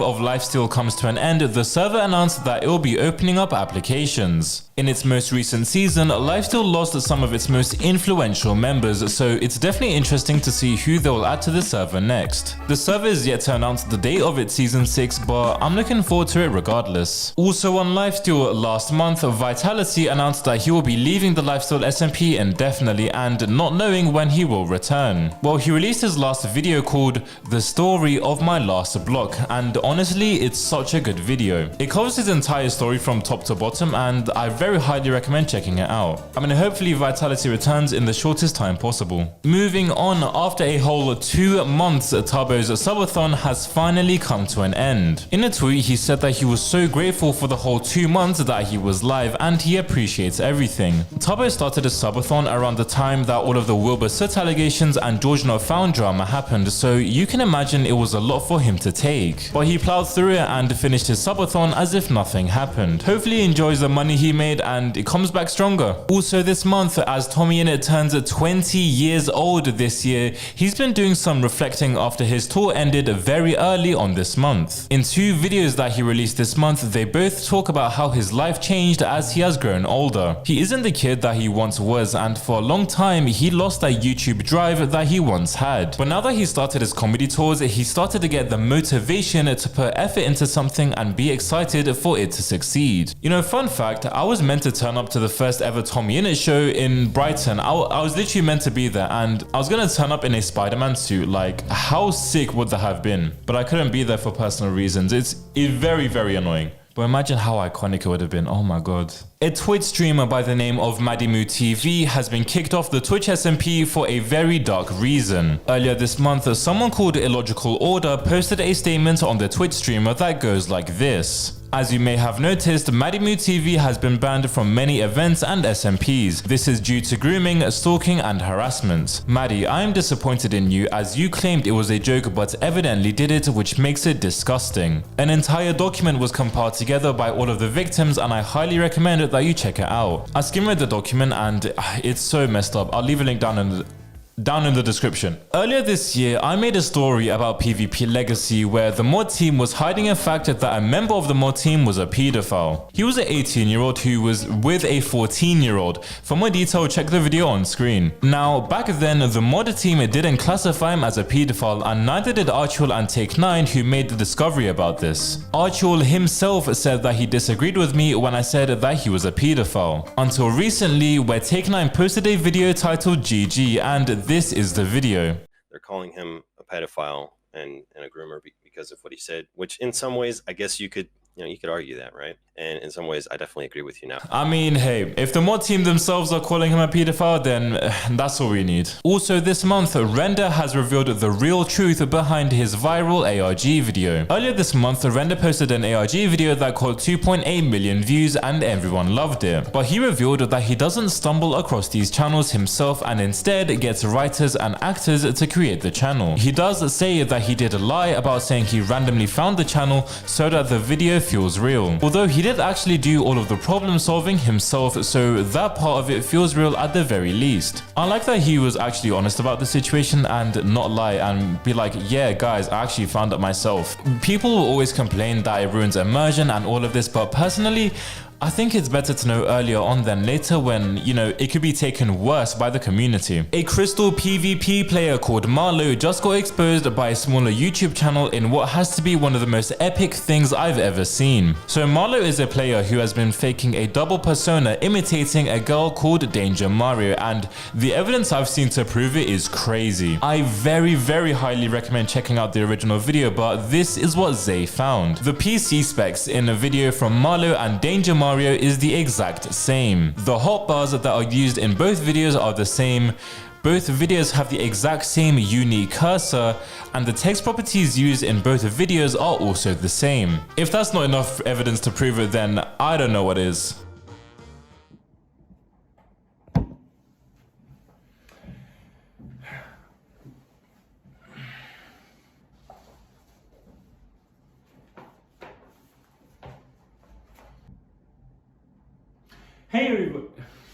Hey everybody, Captain Caprillix here, Minecraft's busiest music nerd, and I'm here to review the recent drama between Infuse and Bliss. Now this happened earlier this month, and to be fair, when I first heard both songs, I was like, there's no way this is real. But then the more and more I listened to it, I was like, these diss tracks, they're actually kind of good. Well, Bliss SMP and Infuse SMP, they both started in 2022, as far as I'm aware. If I'm wrong, let me know. And the order of the diss tracks was Tale of a Bliss, Control plus C, and The End of Bliss. Now, how did this whole thing start?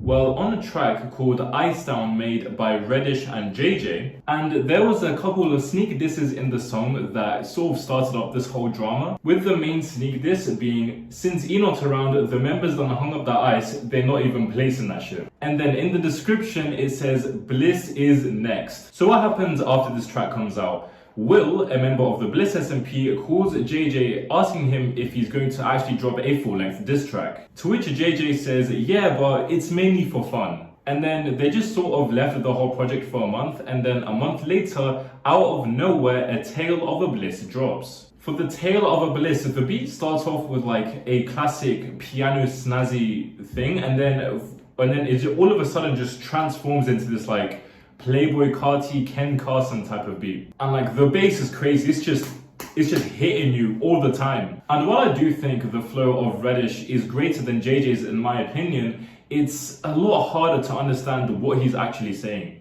And when I mentioned that, you know, Playboy Carti type beat, he's sort of using that as well with us not being able to understand a single word that he says. Although even though I can't understand what he's saying, I do think Reddish's part is still better than JJ's, because JJ just has this weird voice and it just sounds very off. As for the lyrics, things get very interesting right off the bat. With one of the disses being, us on the chair, Will and Murph, they ain't leaving soon. I mean, what? And then what I think is the craziest part, you can bench more than 80, but if we look at Max, his legs get shaky. As far as hard-hitting direct disses go, I'll give it to JJ, but when it comes to, you know, manipulating the words and changing things around, I'll definitely give it to Reddish. Quacker 2s, Quacker who's, yeah, your name gon' make the news. Call Caprillix Quacker 2, call your mama Quacker Boo. What a bar. I mean, I don't know who the Caprillix guy is.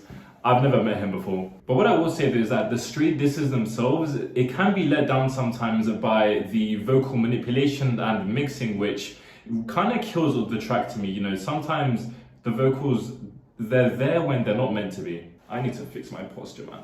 But overall, I'd probably give this diss track a light to decent 6. You know what? No, change light to decent 5. Yeah, it's more 5.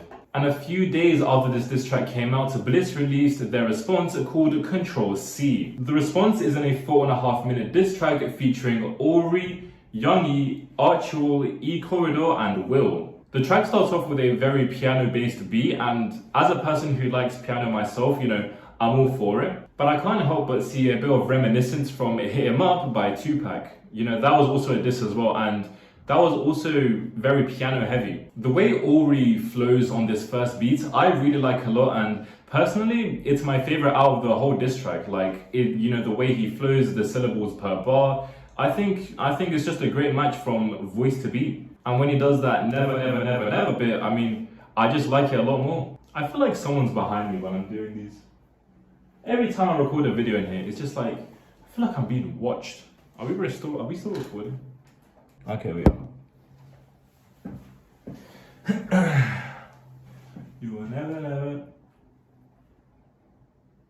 I'm not recording my audio. It's okay, it's okay, it's fine, it's fine, it's fine. Now you can hear me. As I said though, the first verse in this song is genuinely the best I've heard out of the first 2 diss tracks, but it's let down and it just ruins a completely perfect verse for me. When Ori tries to sing on the beat, it completely ruins it to me. It completely ruins it. A perfect verse, down the drain. And this sinks even lower when he tries to do this, I don't know, flipping middle school, you know them pianos you have in middle school when you hit that DJ, it just completely ruins it. Quit. It's just like, it was going so well. The track was going so well until it was just ruined. It doesn't sound cool. It doesn't like refresh the whole beat. It just sounds arse. Thankfully though, this whole quit thing doesn't drag out for too long and it ends pretty quickly. And then we get on to Youngi's verse. While I do think Youngi's verse is okay, it slowly gets ruined when he tries to rap too fast on a beat that is too slow. He starts tripping up over his own words and it doesn't sound nice. The disses themselves in this verse are all right. I mean, they're pretty surface level stuff. It's nothing too special. Not to mention that this verse is only like 20 seconds long in a 4-minute diss track. And then Archwell comes up, which to me is the most interesting verse out of them all. His flow on the beat itself is alright, but the fast rapping, it does sound a little bit annoying because it's not fully done correctly, but it's not that bad. You know, I was invited to, chose Bliss over that any day. If you don't know, a while back, there was a massive scandal where Archwell made a video on Infuse calling them out, and it was how he was invited and didn't actually join the server and how he exposed the server for doing X-ray and stuff like that. But to me, the reference is still crazy. Like, to me, it shows that he's still holding a grudge all that while back. I mean, it's crazy. And then his verse ends with a reverb sound effect transitioning into another beat. A cymbal crashing sound is played again and again and again, and then we get sort of this interlude where E-Corridor and Archwell are speaking, and to me, it just kind of sounds cringe. E-Corridor yelling about how crazy he is and how he's gonna do all these things, and I think he thought it would sound cool, but it's just not. We then go into this light guitar Tame Impala type of beat, which I really like.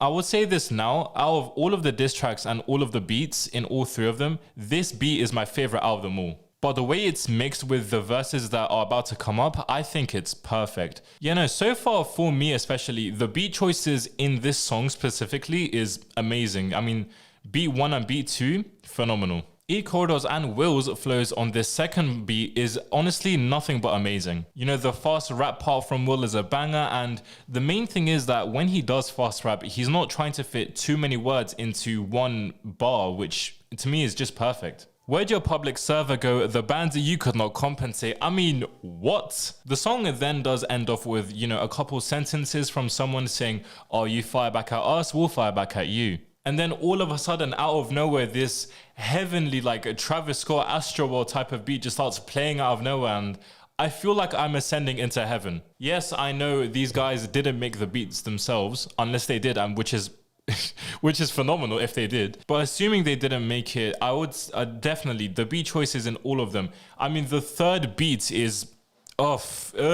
Apart from the little hiccups here and there, especially towards the beginning of the song, I honestly like this song a lot. While I will say the bars in this song are a lot less hard-hitting than in Tale of a Bliss, it definitely makes up for itself with the production and the flow.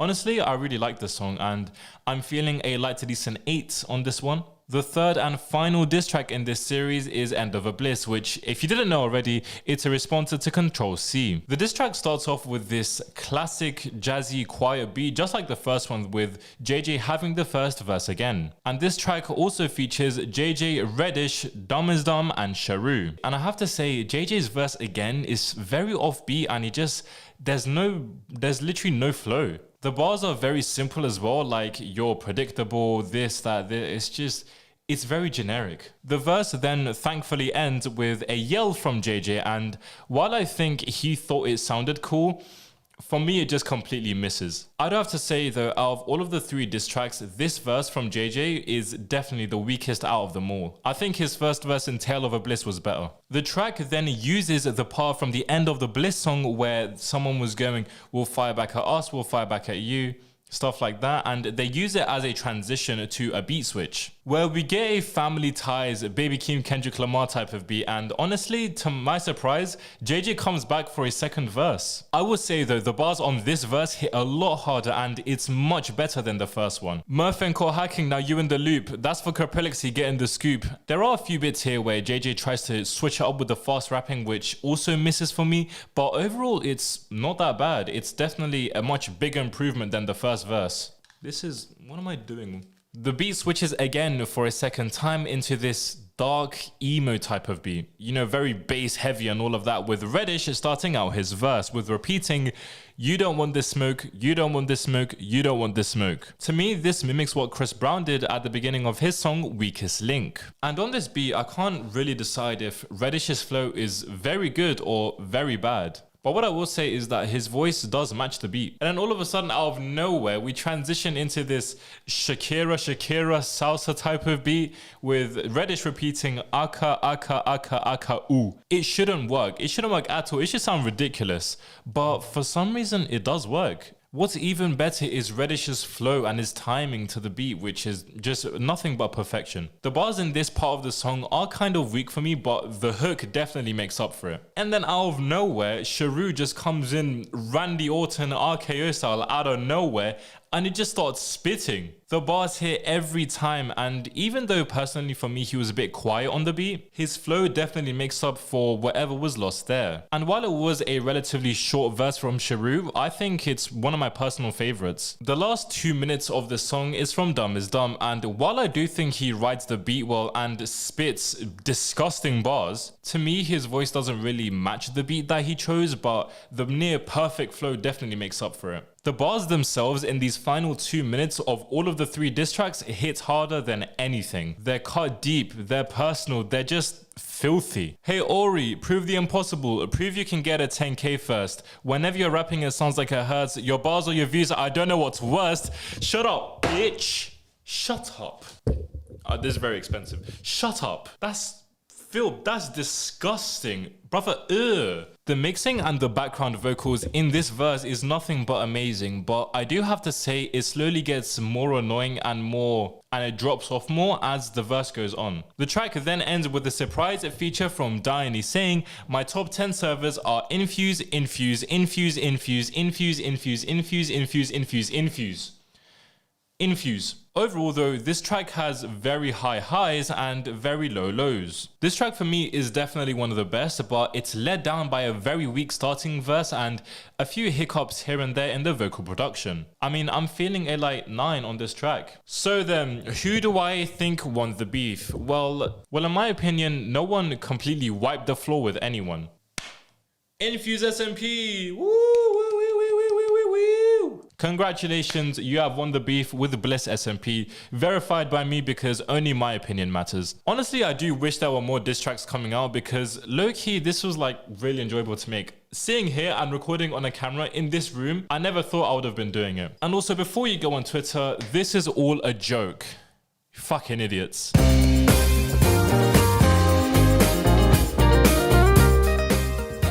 Starting off, Minecraft Bedrock has been under massive changes and Minecraft is sweeping it under the rug. In Bedrock 1.21, Mojang removed a vital file that made Bedrock modding possible. This means that so many people that dedicated years to making Bedrock modding possible just got completely shut down by Minecraft. I don't think you lot understand what this means for Minecraft Bedrock, like, this is nuts. Even though there are a lot more players in Minecraft Java, the Bedrock community is still massive and Minecraft is actively silencing this massive change they made. But the question is, why? It's obvious that Minecraft want to promote their own marketplace and get people to get their own mods there. but those mods are really terrible. And so Microsoft knew that the developers who make mods for free would instead make mods for the marketplace where Microsoft can make money off of it. Essentially, Microsoft got extremely greedy and nuked their entire community. There is another theory as to why Minecraft did this, and it's to prevent hacking. Hacking has been a massive issue in some public servers in Bedrock, and it literally makes the game unplayable, so that can also be a solution. Either way though, this destroyed all of the Minecraft Bedrock's multi-year long projects, and it will be interesting to see the long-term effects that this has. Moving on, a lot of drama has occurred at the recent Twitch Rivals event, House of Nightmares. The event spans over 5 days, and on the third day a lot of drama occurred. One of the games that was set to be played was received very badly by a lot of the players because it's extremely luck based. There is little to no skill involved in it, and it was almost all focused on luck. This sparked an hour-long debate while the event was paused, with people going back and forth on what they should do, creating an even bigger mess on Twitter. However, that's not the only thing to come out of this event, as Sapnap got exposed for using his fame to dodge the rules. A few rules were set beforehand that you had to follow, otherwise you got kicked from the event. And as you can tell, Sapnap was obviously dodging these rules. Corey called out Sapnap on how he was breaking the rules, and he simply said, "Who are you?" which is so rude. Hannah and Sylvie are the two people alongside Twitch Rivals that actually created this event in the first place, and it's definitely safe to say that this whole mess started from Twitch's side with their miscommunication, and it's definitely not Hannah's or Sylvie's fault. However, Wolfie did say in his video that this would definitely push away sponsors for Minecraft events because of how the community reacted to this unfair game, which, I mean, I can only agree on. I hope this isn't the last time we see like a Minecraft Twitch Rivals collab, because it was really fun to watch, you know,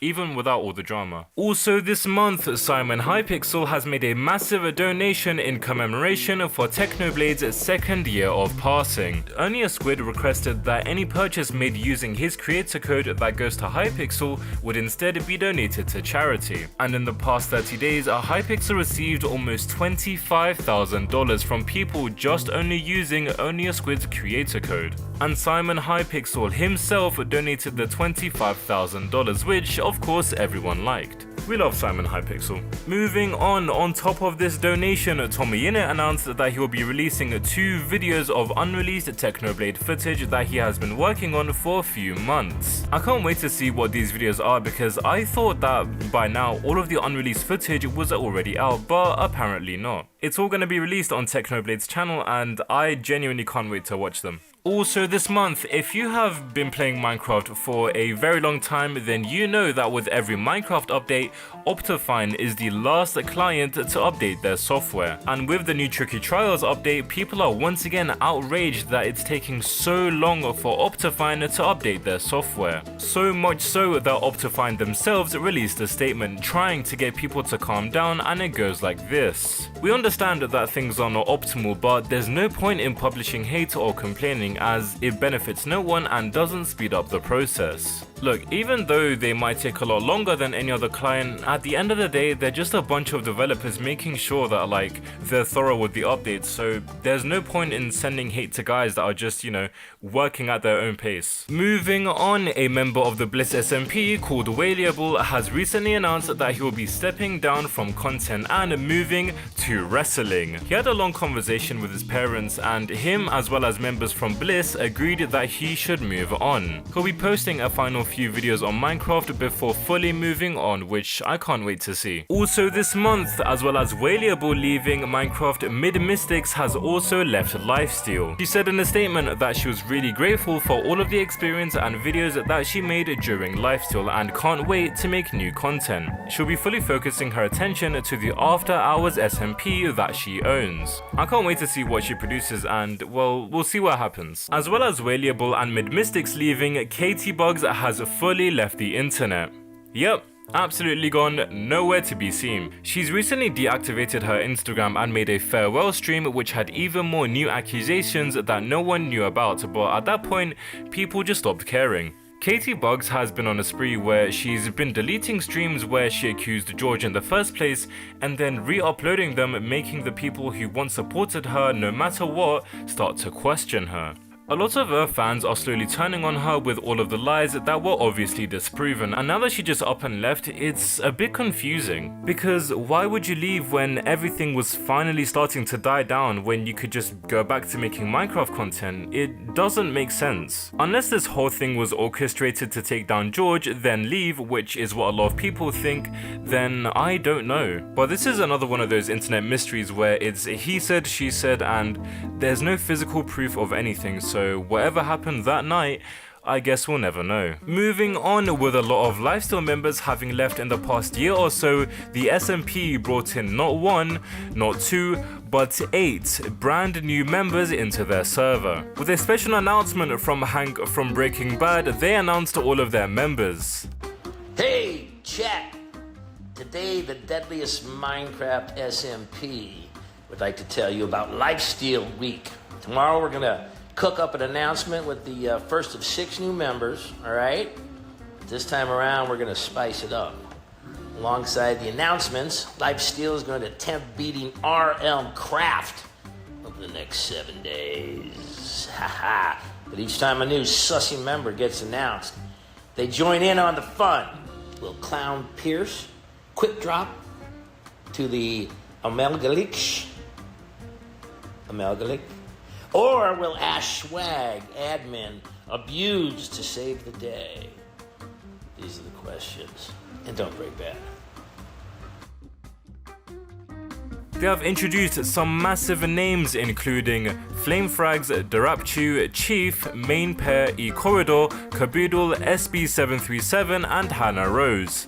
Honestly, I thought Lifesteal was like completely done, but apparently not. You know, this genuinely might be the return of Lifesteal. Moving on, YouTuber Zolister has recently come out on why he hasn't posted since last year. His personal life and YouTube life have all fallen apart because of a devastating illness that he had as soon as he moved out to college. He's trying to get his life together to make a bigger return, but as of now, nothing is guaranteed. His illness is a lot better than what it was, but he's still recovering. I hope he returns in the smallest time possible. Also this month, infamous JJ and Diane have recently announced that they will be stepping down from the Infuse SMP and leaving the server entirely. This comes after in a statement they said it was time for a new chapter. On top of this, Arkan has now been promoted to the new owner of the Infuse SMP and he's already starting things out with a bang. The server recently announced the return of their public server and it's going to be released very soon. I can't wait to see what else Arkan produces, but it is sad to see both JJ and Diane go. Finally this month, the brand new Minecraft update 1.21 Trial Chambers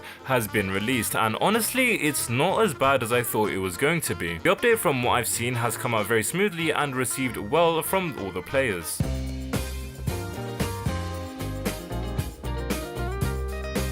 Ava Chris Tyson has been under massive fire by everyone for being a paedophile, and there are facts to prove it. I don't think you can label this as allegations anymore, like it's all actual, factual, non-captual. Starting off, Chris paid an artist called Shadman to draw lolly art for him. If you have no clue what lolly art is, it's art of clearly young children, but the twist is that the children are like 4,000 years old or something. Essentially, it's a way for weirdos to disguise being in possession of CP, and Chris is in possession of this CP. And he loves it, so much so that he framed the art that Shadman drew for him and he hung it up in his own house. You can clearly see it in this Mr. Beast video from a long time ago, and on top of that, he even proudly tweeted about it. To put into perspective how bad this Shadman guy is, he drew a picture of Keemstar's 7-year-old daughter giving a blowjob to Donald Trump.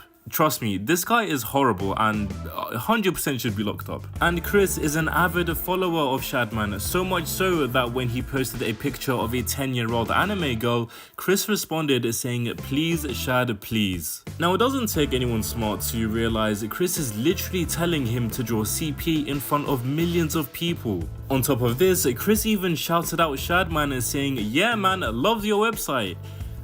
What are you doing? Not only is Chris a proud supporter of Shadman, but he also shared revenge porn from an actress of iCarly. Just watch this clip. How's it going, you guys? So recently everybody's been hearing about the Jeanette McCurdy leak of her foot. But the link's in the description if you want to see them. I mean, I'm not endorsing people to go look at somebody else's private business, but I know that you know, people might want to see him, so it's there if you want it.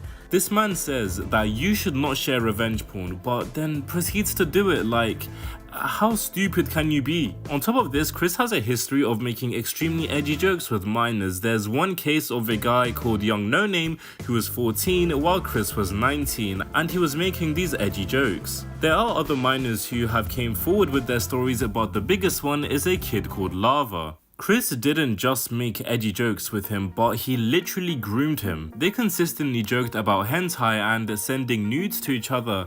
Keep in mind, these two are 13 and 20 years old. After being groomed by Chris, the two met up while Lava was 16 and Chris was 23. And the way these two originally met is because Lava won a competition from a MrBeast video a long time ago. Chris was then added to a group chat with a bunch of moderators which happened to have Lava in it. But here's the thing. What are you doing as a 19-year-old man in a group chat with a bunch of 13-year-old Discord moderators? It's so dodgy. Keep in mind that this was a Snapchat group chat, not even like Discord or anything. And it gets even weirder when Chris sends a snap to the group chat saying, "Coming for America."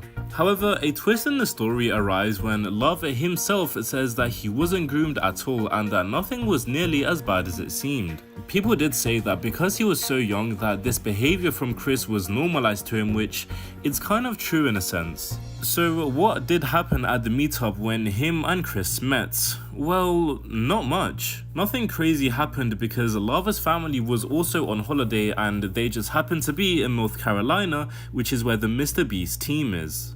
And to round off everything that Chris did, he made an apology tweet that at first, it was horrible. There was no apologies, no nothing. He just straight up said that he was just leaving MrBeast. Oh, plot twist, he didn't leave MrBeast. MrBeast himself tweeted out saying that he fired Chris because he found out about all of this and is hiring private investigators to find out the true story. And that is where we are now. Chris did deny the allegations, of course, but no one's really gonna believe him. Man, everyone is being exposed as a pedophile. Like, you have Drake, Dr. Disrespect, Cody Ko, and now Chris. Like, I genuinely have no clue who else is gonna be on this list when the year is done. Minecraft YouTuber and legend Sunday has released a server that is pay to win and got exposed by the Mr. Epic. In this server that he released, there's a robot that can only be obtainable if you open a crate, and this crate costs 6 real-life pounds for just one crate. However, the mods found a game-breaking glitch that would dupe these robots, giving him stacks upon stacks. And if they sold every single one of these by themselves, then they could make over £100,000 off a single chest, and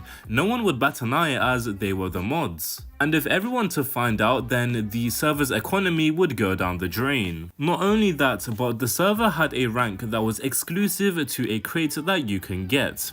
You buy the crate and you have a small chance of getting that rank. Well, the chance of getting this rank is 0.2%, so if you wanted to reliably get it, you would have to pay $20,000. I don't know about you, but this doesn't really sound that pay to win to me. You know, it doesn't really sound like that much. Surely not. So, the Mr. Epic had a plan: gather everyone he could and hand out these robots so that he could crash the server's economy. And that's what he did. He gave out hundreds of these robots, getting himself banned and a lot of innocent players who picked up these robots. The server right now has disabled all features just to patch this issue, but it will likely resume its business again. Around 2 months ago, we got an announcement from Minecraft that they will be collaborating with the MCC. Well, that collab came in the form of a tournament called the Ender Cup, which was normal MCC with a few changes. However, one of the records were broken for the first time in a long time, held by Technoblade himself. Fruitberries broke the record for the amount of coins obtained in a single MCC and now takes over his record. Honestly, I watched the MCC and it was really good. Like, I definitely recommend checking it out if you haven't. YouTuber Panza has come out with his nicotine addiction last year, and ever since now he has been off nicotine for an entire year and is proud to say that he overcame his addiction. I mean, this is really nice to see, and you know, I'm sure there's nothing else in this screenshot that would say otherwise. Massive news this month as the original Herobrine streams have been recovered. Around 13 years ago, two people called Copeland and Patimus faked seeing Herobrine on stream for views, but the original footage was never found and was lost to time. The only videos that existed were remakes, which a lot of people used instead. Well, after a long 13 years, the original streams of both Patimus and Copeland were discovered, and a lot of people, including me, heard what they sound like for the first time. It is very obvious that these two are like faking the entire Herobrine act, but it's still nice to see like the original streams and hear what they sound like. In sad news today, Redstone the Cube has unfortunately passed away at the age of 17 due to cancer. Evan was very well known and respected in the Minecraft community and was on the come up, however, he has passed away. A lot of people gave their respects for Evan and his legacy. Well, I said let's not be weird at VidCon this year, but of course, guys didn't listen to me and here we are. On a serious note though, Bailey and Bush are a couple that would meet up in VidCon Anaheim, where Bailey was going over to Bush's house. Bush suggested to do sexual things as presumably, I think they're in a long distance relationship, so he wanted to get intimate. Bailey said again and again that he was extremely uncomfortable and didn't want to do it. So Bush took it into his own hands and forced Bailey to swallow him while she was screaming, saying no. Bush instantly apologized for everything and he tried to make up for everything, but evidently and obviously it wouldn't work. The two have since stopped talking, but hopefully Bailey recovers, because that is literally just, that's rape. Like, there's no other way to put it. Last month, Mid-Mystics announced that she is leaving Lifesteal and focusing on her own SMP called After Hours. Well, ever since then, she said that she didn't really like the feeling of missing out, so she made her return back to the SMP, so it's very nice to see.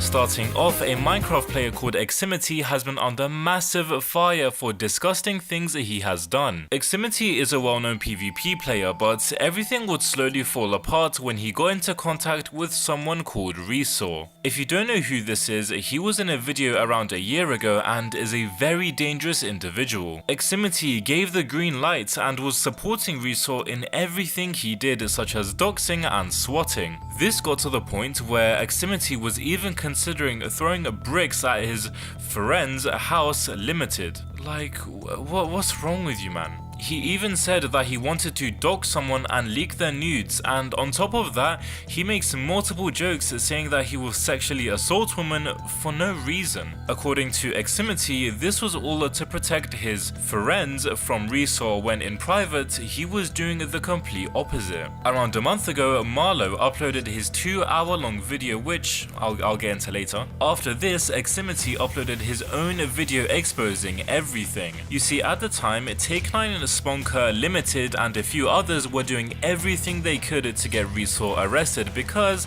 he is a dangerous individual. But Eximity just up and posted every screenshot and everything that was actively being used for the investigation. Essentially, Eximity ruined the attempt to detain Resaw just so he could fix his reputation. As of now, Eximity has fully left the internet after all of his wrongdoings and never fully apologized. Kai Cenat and IShowSpeed have beaten Minecraft Hardcore after 105 hours and 42 deaths. This entire stream lasted over 4 days of relentless Minecraft playing, and after all of it, they finally beat it. On the other hand, Ron and Lacey, who have a reputation of doing exactly what Speed and Kai Cenat do, they beat Minecraft Hardcore together in just 6 hours with a total of 3 deaths. Though that takes nothing away from what Speed and Kai did together. Here's a 1-minute compilation of my favorite parts from this legendary stream.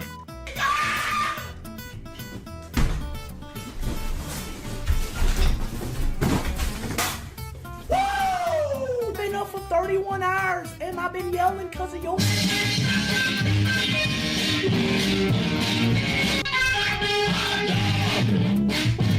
He's one shot, guy. Kai, you gotta get him. Kai, you gotta get him. Come on, no. Oh, yeah! I got him! We did it! 2, 1,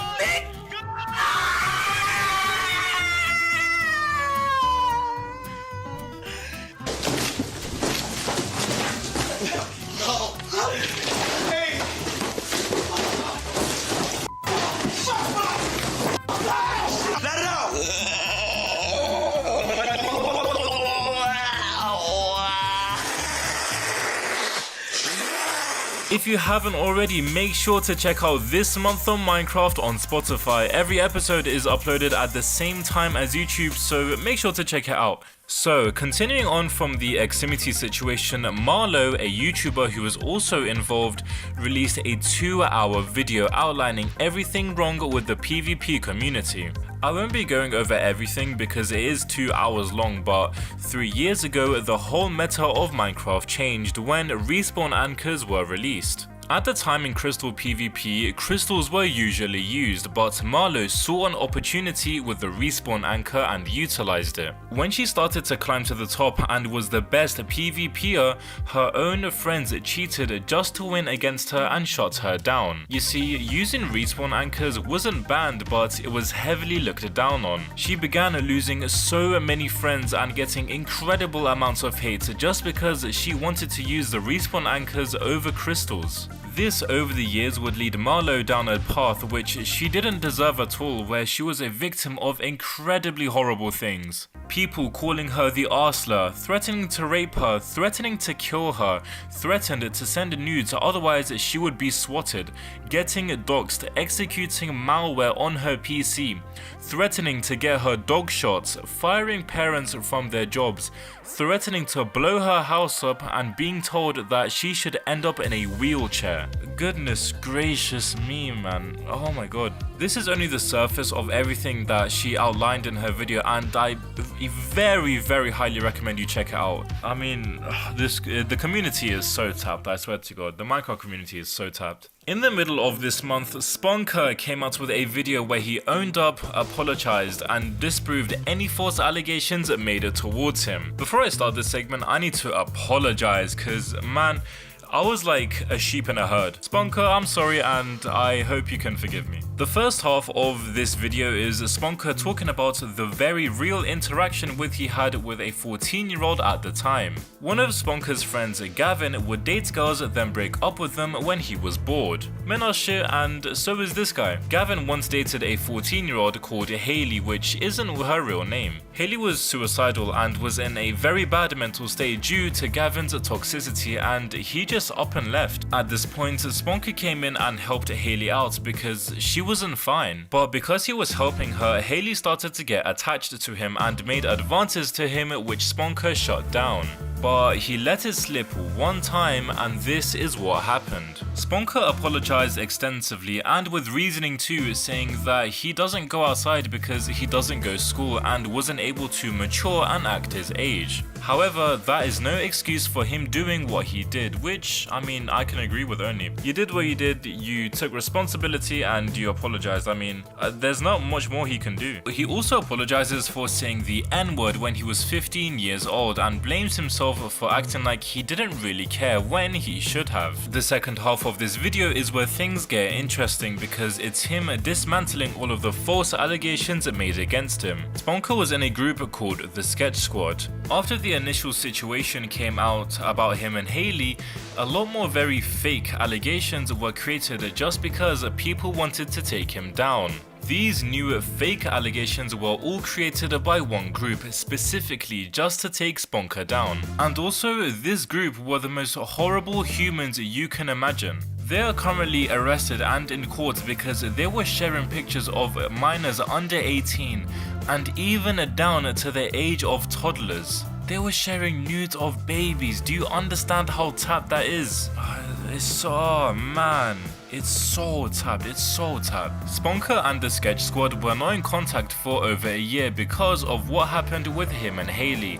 But once they realized that Spunker really changed as a person and was very sorry for what he did, they were more than happy to collaborate. And the reason they collaborated is to get that attacking group in jail, which they are currently in court for. Once again, I apologize to Spunker and I'm glad he's taken accountability and apologized for what he did. I don't want to sweep under the rug that he still did make an advance on a 14-year-old, and you know, that shouldn't be looked over just because he apologized. But I mean, the fact that he's apologizing, it's the most he can do. I covered most of Sponker's video, but there's still a lot more in-depth detail that I missed out, so make sure to check out Sponker's video in the description. And as a final round off to this whole situation, let me walk you through the timeline one last time. Sponker had a moment of intimacy with a 14-year-old which was put out onto the internet. A group of people saw this and knew this was their moment to take him down once and for all, so they made his life a living hell. As of now, people finally see that Sponker is not the bad person and the group which tried to take him down are. A new world record for the iconic obstacles course has been set, and goodness gracious me, it's absolutely rapid. For the first time ever, a sub 30-second run has been set, and it's from a player called B1X. He achieved a mystical time of 29.45 seconds in this insane run.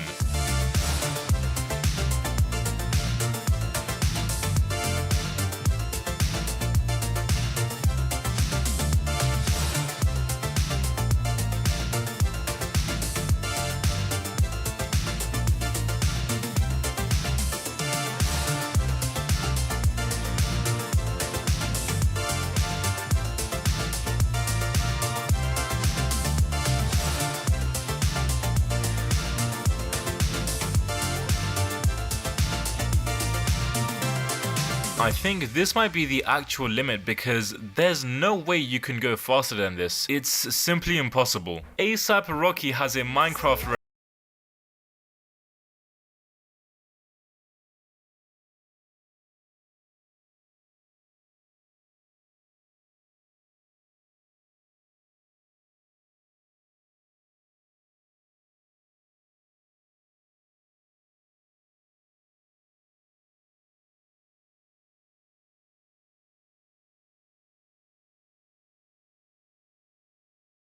Hypixel made a deal years ago that if Tommy ever got 15 million subs, he would make a $50,000 donation to Sarcoma. On top of that, Tommy would get his own rank in Hypixel. Well, today, both of those things happened with a massive donation from Simon Hypixel to himself to the Sarcoma Foundation. It's great to see that from Simon. W Simon in the chat, even though this isn't live, but okay. Some allegations have come out recently that Eret is dating Ava Chris Tyson, and it's absolutely nuts. A random burner account called MrBeast Expo has come out with a 6-tweet thread outlining even more allegations against the MrBeast crew. And one of them is that Eret is dating Chris Tyson.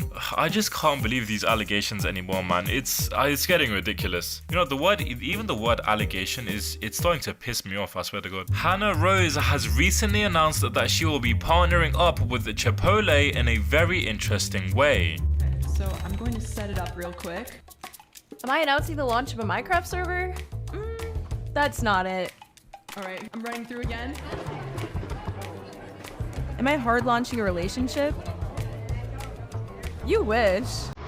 Am I quitting Minecraft and becoming a full-time Roblox creator? I don't think so. Am I launching a partnership with Chipotle? Took you long enough.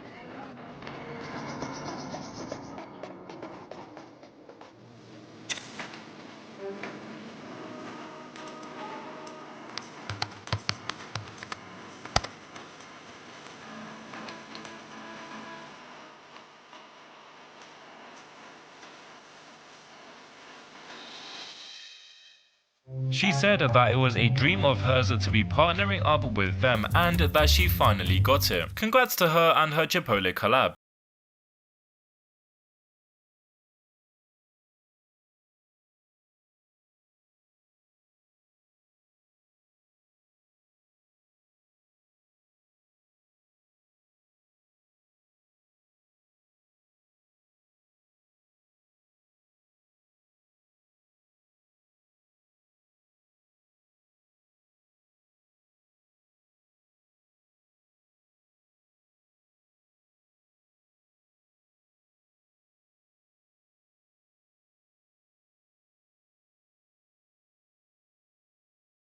side of it because it makes it so much more fun. In very weird news this month, Nicki Niachu is under fire for dating a Trump supporter. So it's a surprise to fans at first that Niachu was dating because as far as I know, she was pretty private about it, which is her choice and I respect it. But when fans found out that he supported Trump, they started treating him like vermin. They started acting like he was the worst person in the world just because of his political belief. Like, come on. And you know what's crazy? He doesn't even support Trump anymore and people are still calling him out of it. It's crazy, man. Goodness gracious me. McLaren F1 have announced that Lando Norris will be playing Minecraft, but I don't know when. They said that if their tweet reaches 1k likes, they will make it happen, and they even released a teaser skin as well. However, that was said earlier this month and not much has been said about it since. This will be really interesting to see if it actually happens, but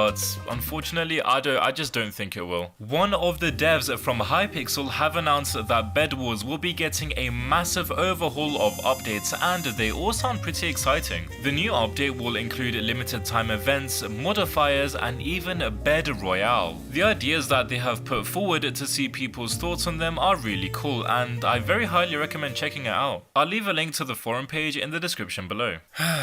It has come to my attention recently that Tommy Innit has a YouTube channel called Black Tiger, which he has had since 2014. But the channel got deleted or something, I don't really know, but it's been around for 10 years. And around 2 weeks ago, he posted a video called The Truth, which is a very clear parody of Dream's video. But the craziest thing I saw coming from this is people begging Dream to sue Tommy Innit over the stolen thumbnail. Like, oh my god, oh, I can't be asked. Just recently, Stampy announced that his iconic Lovely World will be available on the Minecraft marketplace. This is the first ever time that players will be able to play the full original world, and honestly it's very exciting. The price tag on this world is $10 and it has a lot of people concerned. Honestly, I would gladly pay $10 for this world, but I can understand people if they don't want to pay. Either way, it's cool that it's fully released and it's nice to see. Oh, what? My time's up. Okay. Okay, sure. Just give me a sec. Sorry. Right, let me start this. Okay. The largest DDoS attack ever recorded in the entire history of the world has just happened, and it's on a Minecraft server. On the 25th of August, over 3 billion packets per second were sent to a Minecraft server called MineMen Club, a server that just goes about and does its thing. The last time something like this happened was back in 2017, and that time was only around 500 million packets per second. This was 3 billion. I mean, if anything, it just shows how serious the beef in the Minecraft community is. Like, goodness gracious. If you have been living under a rock, then you wouldn't know about DanTDM's massive beef with KSI, Logan Paul, and Mr. Beast. These three launched a product called Lunchly, and it's meant to replace an already existing product called Lunchables. Now, I'm of the opinion that this is good because Lunchly is more healthy than Lunchables, and if kids are going to be eating Lunchables, then they should eat Lunchly instead, you know. It's the healthier option. That is fair, and you know, that's good. That's good from DanTDM, Logan Paul, and KSI. Parents who are busy and don't have time to cook would typically feed their kids this. Who else is also a parent?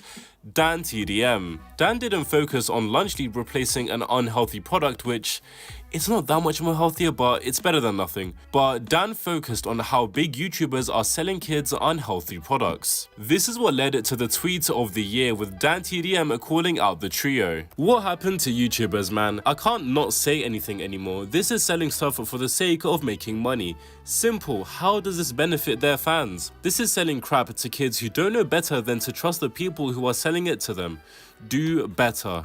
Yeah, 643k likes is crazy. Oh my god. Now, if DanTDM calling them out and getting this much attention wasn't bad enough, the responses that all three made were even worse. The best response came from Mr. Beast, who actually gave some insight and was mature, and I actually agree with him. Logan Paul's response was horrible. That's a whole different video on its own. I'm not even gonna cover that.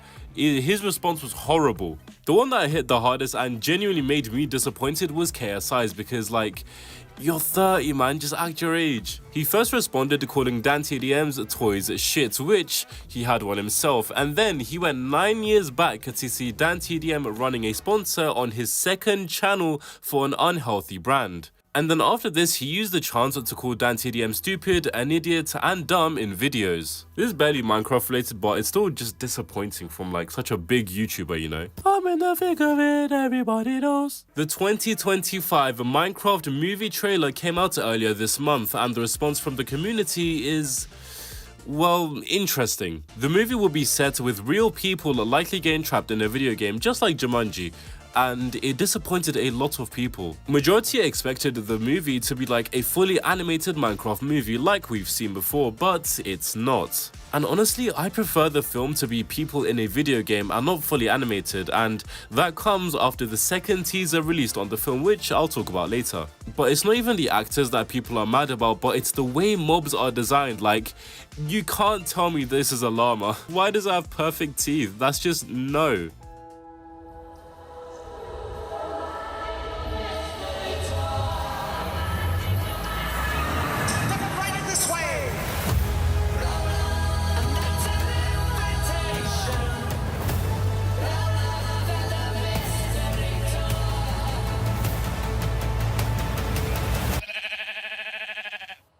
The hell?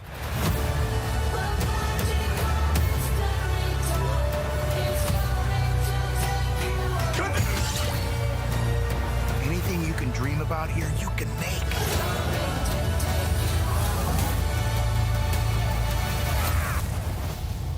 Who are you? I am Steve. Okay. This guy is such a tool bag.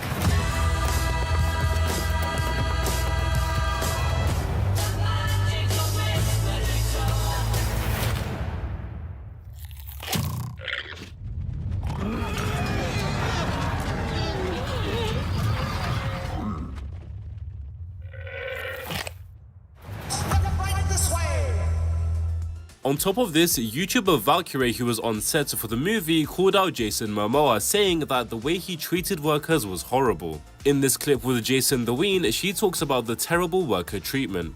Okay, next question. Dear God. Worst celebrity or streamer experience? You don't have to say the name. I will say the name. Ooh. Okay. Who's an asshole? Who's a fucking asshole? How do I say this? So Minecraft movie. I have a cameo in the Minecraft movie. It's coming out. I would have to say Jason Momoa. Really? Aquaman? I just saw him like mistreat some of the crew, and it was pretty disappointing. It was after a very intense scene, and it was a very emotional scene, so maybe he was still in character, I don't know, but I just was kind of surprised by how he treated like some of the crew, and it was like... What would he do? Like, he said, give me a fucking coffee. He was just really mad at them that they weren't doing something right. The way it was like setting up like the shot and stuff, and like he was just angry, like really mad and like yelling, and so I was like, man, this is like not a good work environment. Like I would not be happy working under these conditions. Damn. So yeah, I would probably have to say that was probably like the worst like celebrity thing I've seen. All in all, the movie does look sick, and I'll definitely be reviewing it when it comes out. Also, the like to dislike ratio is horror. The annual Minecraft Live took place this month, and boy do we have a lot to talk about. This month, Minecraft revealed a new biome complete with a new mob. This mob is called the Creaking, and it spawns in a biome called the Pale Garden. In order to defeat the mob, you need to get rid of its heart, which is in the center of a tree, which is unique, and I do like it. But there's just one thing missing. Although this biome is a lifesaver for artists with the new doors and whatnot, it's just missing something? Yeah, it's missing something, guys. It's missing something. There are no actual drops that are useful in any way to the player. The Creaking doesn't drop anything, and you can't do much with the heart, so it's honestly pointless. All it is just like a nice visual update. That's the only problem I have with this, but apart from that, I like everything about it, from the new vibe, the weird looking mob. On top of this, another teaser for the Minecraft trailer was released, and this is what it looks like. Useful here. Honestly, I don't know if it's just me, but the style of the movie is slowly growing on me, you know. At first, I thought it was horrible, but now I'm slowly starting to like it. And finally, some more insight into the Minecraft villager rescue experience was revealed, and it looks really good. It's going to be a massive interactive experience with realistic caves, mine shafts, everything, and it looks amazing. If they ever release it in the UK, for sure I will test it out. That wraps up the 2024 Minecraft Live, and my final thoughts are, bring back the mob vote, you know. Low-key, I do miss all the drama that came with it. Tommy Innit and Jack Manifold have released a new podcast called Shut Up, I'm Talking, and honestly, it's not that bad. On their third episode alone, they already have guests, which is Jacksepticeye. While I haven't listened to the podcast in full, the clips I've seen from it are hilarious, so it does look very good. Lando Norris has played Minecraft after I said last month that I don't think he will, and he likes the game a lot. So much so that when the game first came out, he would play it all the time when he was around 14 to 15 years old. The McLaren F1 team put him on MCC Island and made him play Hole in the Wall, which he came second in and barely didn't win. Kinda represents his 2024 season, to be honest. Honestly, McLaren and Minecraft was not on my 2024 bingo card, but it was a nice watch. Celestial Gaze is the second person ever to have walked from spawn all the way to the far lands in an incredible journey. The trip takes just over a month of continuous walking 24/7, but Celestial did it in 7 long years. He walked his first 3 million blocks across the 7 years and then started ramping up the pace in the last 7 months. That ended in Celestial having an honor that very little Minecraft players have. All the best to him, man. All the best to him. Now, in my time, I've seen a lot of batshit insane things in the Minecraft community. I've seen pedophiles faking deaths to get away from allegations. I've seen it all, okay? But yeah, this community still shocks me, and it comes after an invitation that Orange Juice received to join an SMP. I'm just gonna read this to you, and let me know if it sounds insane. Hello, Mr. Orange Juice. Tired of normal SMPs with other YouTubers that you already know? Well, guess what? You have been specifically invited to join Redacted. In this SMP, each YouTuber will be paired up with kids aged 11 to 15. It will help your viewers relate to your videos more, boosting your popularity. You'll be able to discuss your objective during the series with your kid before it starts via email. You are allowed and encouraged to communicate in a different way after discussing this through email. Please note that the kids will probably play on the server less than you will. You're probably wondering why I should actually join this. You're almost aware that a good chunk of your viewers are in the age range that will be playing on the SMP. Those kids will see other kids their age getting to interact with you. Your older fans will also enjoy how you deal with a kid during this series. When you accept this invitation, the only commitments that you are making are, you will play on this SMP regularly, you will be present for the start of the series, and you will communicate with your kid prior to the series. Bracket, you do not have to do so extensively. 4. You will work together with your kid for the duration of the series. Please respond by Redacted. We will email you all of your necessary things, such as the kid's email, the logo of the SMP by Redacted. The series will start on Redacted and end on Redacted. Please notify us if you have any questions or concerns. Remember, all you have to do is accept, talk to your kid, and play, and we'll take care of the rest. We are super excited to have you on the Redacted and are sure that your viewers will be too. Thank you for your consideration. Yeah, oh my god. Even though this might be a good idea, whoever sent this phrased it in the worst possible way, like ever. Orange Juice followed up in a tweet saying that at best, this is a kid who simply wants to play with a content creator, but at worst, it could be something horrifying. Honestly, whoever sent this could have worded it better, because right now it sounds crazy. Dream has announced his official return to Manhunt after taking a 2-year break from the legendary series. He returned with a video titled Speedrunner vs Titan, and as fun as the idea was, this is the most overpowered thing I've ever seen. Not only was the Titan more OP than some Elden Ring boss, but the way he was toying with Dream as well was crazy. I mean, I hope Dream does this again with a nerf to the Titan, because it actually is like a really good concept. YouTuber and coder Intel Edits came up with a way to finally remove the knockback difference with high ping and low ping. If you don't know, when you combo a player on low ping and good internet,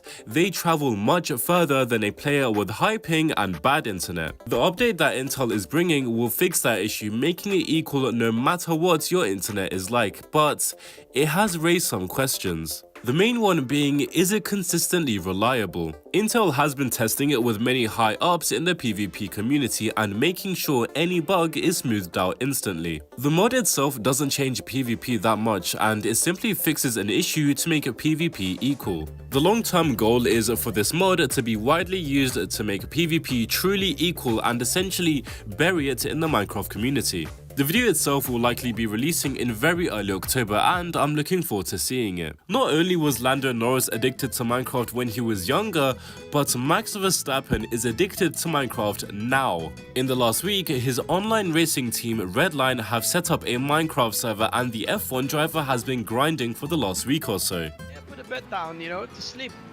So, okay, I'll do that. Big mistake. Yeah, you gotta set your spawn point. Yeah, I definitely fucking spawned. I did a lot of mining.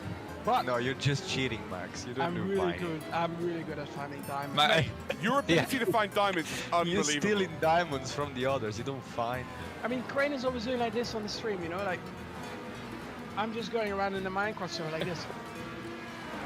And then they just magically appear in my chest. Yeah. I mean, you have a horse and a chicken, right? No, I killed the horse.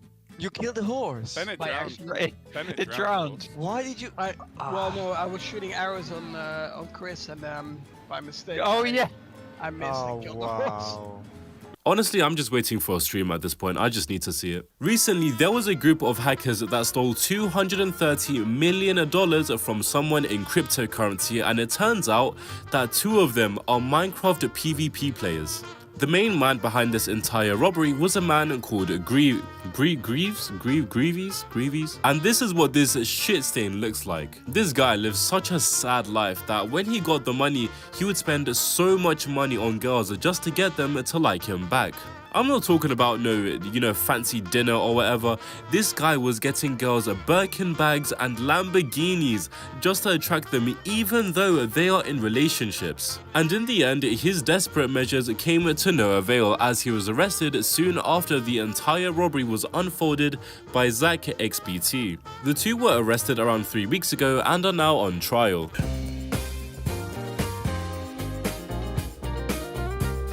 Starting off, Take9 has recently exposed an artist in the Minecraft community known as Rhea. Rhea was an artist known very well, and she recently got exposed for having intimate relations with a minor. But what's the age gap? 3 years? 4 years? No, it's 6 years. This happened early last year, and this 21-year-old sent messages such as, "I love you so much, you look so adorable when you smile," to a 15-year-old boy. "I wanted a cat for so long, and now I have a cat boy. Guys, my husband is a cat boy." I mean, do I even need to say anymore? This is literally just your average interaction in the Minecraft community. The 2 hopped on a call for a bit, and the further into the night, the crazier the conversation went. If you don't want to hear where this conversation went next, then skip ahead a little bit, but this is what happened.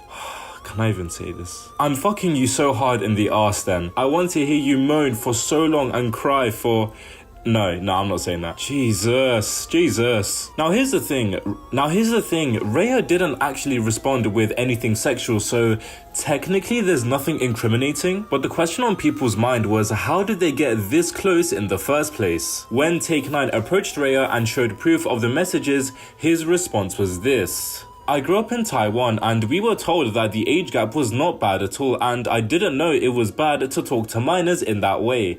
I will never do it again." Take9 still saw it as grooming, but decided not to say anything as the minor themselves wanted to expose it. But it never happened. And a year and a half later, in early October, when this situation was forgotten about, Take9 posted a video that would change everything.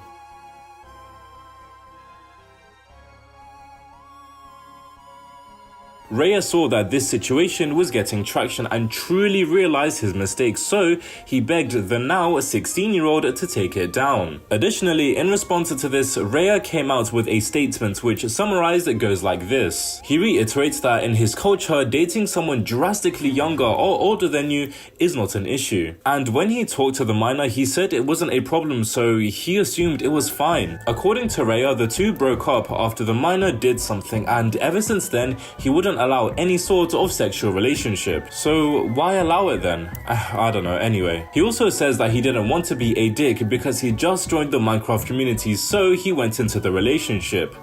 Oh yeah, no, don't be a dick, but just be a pedophile. Because, you know, that's just totally fine. After the situation initially died down, Raya didn't talk about it, but it was brought up again because the minor thought Raya was the one who exposed him, which led to them breaking up in the first place. And this is where this response goes downhill because Raya starts blaming the minor along with himself. Raya said that he was in the wrong because he went along with it when he should have stopped, but hold on a second. He also said that the minor was in the wrong as well because he didn't tell Raya that dating a 15-year-old is not good. That is the worst response I've ever seen, and it literally makes no sense. After this, Raya wasn't seen again and is still inactive on Twitter. That's not where the story ends though, because people are defending Raya saying nothing wrong was done. Let's say your brother, sister or cousin was dating whoever they wanted and the age gap was 20 and 14. Like, would you be okay with it? Like, would you go to your brother, sister, or cousin and give them the green light to be like, yes, like, let me, would you fully approve of that? Let me know, man, let me know. I hope we do never see Raya in the community again because that person is horrible. Moving on, Dream is continuing his Speedrunner vs Titan series, and this time he did it with him and George Not Found. I watched the video and it's honestly good. It definitely brings back the vibe of the old man hunts, which I love. The pair got geared up and got into the nether, but unfortunately they both died because they got chucked into the lava. Dream lasted longer than George, but even then there was nothing he could really do. I do like though how Dream and George are finally moving past all of the drama and they're just making normal videos again, and it's really nice to see. By the looks of it, sooner or later we'll get a version with Dream, George, and who knows, maybe Sapnap. Also this month, Mineplex has officially returned to the Minecraft scene recently with a very closed beta.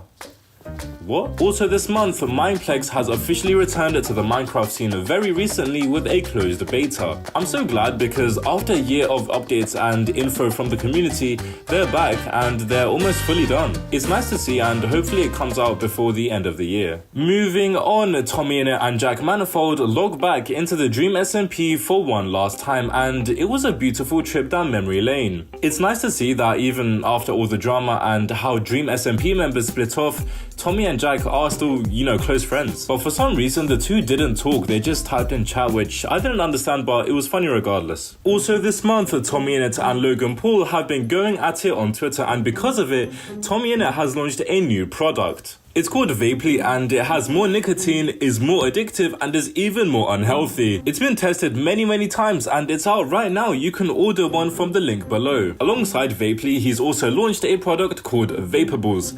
You can literally now eat without chewing. All jokes aside though, this skit is genuinely the funniest thing I've seen in a long time. Just watch this skit. Man, not sucking on anything is just so boring. Not anymore, bro. Yes! A Vapely. I know, bro. I know. And is it true that these are full of nicotine? Yes, bro. Yes, it is. Healthy. Healthy, too. Can you try it for me?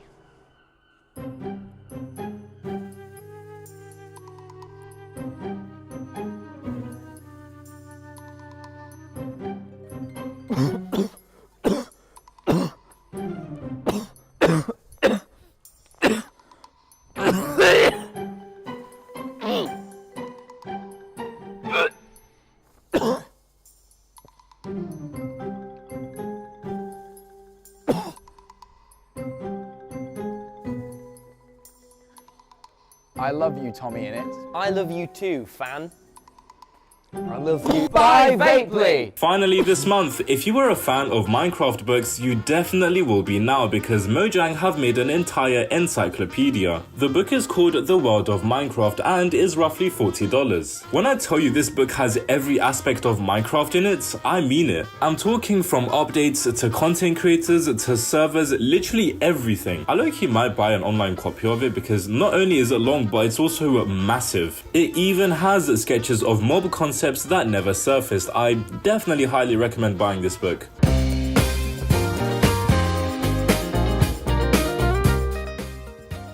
Starting off, an AI-generated Minecraft game was released and it instantly took off. The game is called Oasis, and as cool as it is, it's also extremely confusing. I'm not too smart about the whole AI thing, but it seems like the game just creates stuff where and when it wants. I mean, it's so confusing. It feels a lot like the ARG Minecraft videos that have been coming out over the past 6 months, and it feels kinda creepy. Things that would never even exist in a normal Minecraft exist in this, and it's kinda odd. Apart from that, the feedback from the community has been extremely positive, and I can't wait to see where this whole AI generated game goes next. Who knows, maybe in the future we'll have Elden Ring fully AI generated or something like that. Members are officially out on this channel and you can get them right now. There's 2 levels, cheeky and very cheeky. You don't gotta buy it, but you know, if you want, you can fully go ahead. And also, don't forget to stream this month on Minecraft on Spotify. Moving on, after the success of QSMP and its global connections, Quackity has taken things to a whole new level. This tool has barely any lag and it makes it seem as if there is no language barrier at all. Quackity has started implementing this in games, IRL, competitions and so many more things. He will be touring the world, visiting creators all over and using his tool to interact with creators everywhere. Honestly, Quackity has been on such a good run ever since he started QSMP and it's very nice to see. You can support Quackity and his tool by getting some of his merch in the description. After his drama with Logan Paul, Tommy Innit has released a song called The Internet Is Getting Worse. There are so many messages and subtones that I'm gonna expose today, so everyone sells everything and nothing means anything. This is definitely a diss to Lunchley. Just because you got bullied doesn't mean you can take it out on us. This is talking about Dylan Dennis bullying Logan Paul and his wife last year. Tommy, I mean, he's literally saying because you got bullied, don't take it out on us. Apart from that, the song doesn't have much else to offer, but there is a section where a bunch of text is on screen for a second and I'm gonna read you the most important bits. A year ago, I needed you, I can't slip back into who I was. This is likely talking about Tommy and Molly saying that he needed something from her maybe a year ago. Or this also could be talking about any other creator. It's very broad. And he's saying that he can't go back into who he was, which might show his sadness over his breaking up, which if that's the case then it's completely valid. Can't watch my old videos because everyone in them is not who they said they were. Oof. This is so deep and I wish Tommy actually said this in the song. He's obviously talking about the Dream and George allegations and about Wilbur Sood's abusiveness and many more people. It's too much like Bo Burnham, but in a year I'll be Tom Simons. This might hint at him stopping Minecraft videos completely and just moving to IRL content because his second channel is called Tom Simons. It could also mean that he just doesn't make content at all and lives a normal lifestyle. If you find substance in this world, stick to it. Hundreds and millions watch soulless content and it's depressing. This is obviously talking about the likes of TikTok, Instagram Reels and YouTube Shorts, saying that if there is someone genuine, please invest your time in something useful. When I was a boy all alone, this meant something to me. This is the only good bit of this. Here he talks about how making videos is the only positive aspect of YouTube. I think it also has an undertone to when he was getting death threats and getting doxxed at his time on the Dream SMP. Also talking about the mental side of content creation. They want you to be angry. Stop being angry. That goes out to all of you Twitter users. I mean, just get off the app and go outside, please. Hopefully Tommy Innit finds peace wherever that may be. Also this month, there has been a remake of KSI's Thick of It in Minecraft, and let me tell you, this thing is a masterpiece. Let me just play a little snippet of it. From the screen to the ring to the bend to the sea. With my crown and my bling, always drama when I ring. See, I believe that if I see it in my heart, Not through the ceiling, cause I'm reaching for the stars. Piece de resistance. Moving on, the second trailer for the Minecraft movie has been released and it looks amazing. You already know when Warner Brothers and Legendary are on a film, it's a banger. It's gonna follow the Jumanji style as I predicted, but it still looks phenomenal. I mean, just take a look at this trailer. Minecraft trailer, take 2. I am Steve. As a child, I yearned for the mines, but something always got in the way. Go on! Get out of here!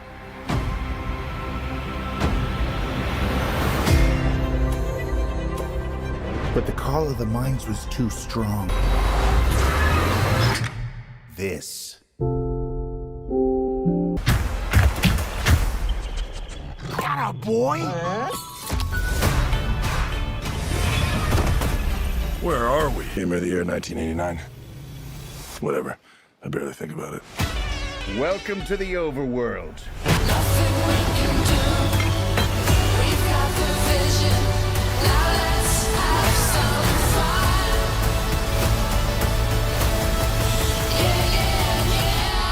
What's this junk? No biggie.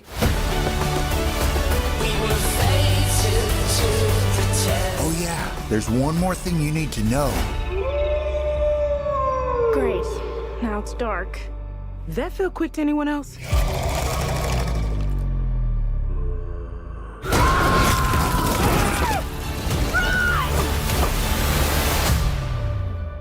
God, I'm hyped. A member of Hermitcraft called Iskars has recently been banned in light of allegations. When asked about the allegations, Iskal refused to comment and resigned from the server. But what were the allegations? To start off, there is nothing to do with miners, which is what everyone thought at first. But a day after the allegations were released, someone called Cassie came forward with their story. Cassie was a Discord mod of Iskal's, and after his Patreon voice chats, Iskal would talk with Cassie a lot more than usual. Keep in mind, everything happened in December of last year. Iskal made the decision to move from Discord to Skype, which in 2024, that's already a red flag. It was after moving to Skype where things started to get way more flirty, and it clearly wasn't just banter anymore. Cassie tried to change the subject constantly, and Iskal would always call her out. Cassie accidentally showed a video of her leg one time, and after that, Iskal was obsessed and could not stop talking about them.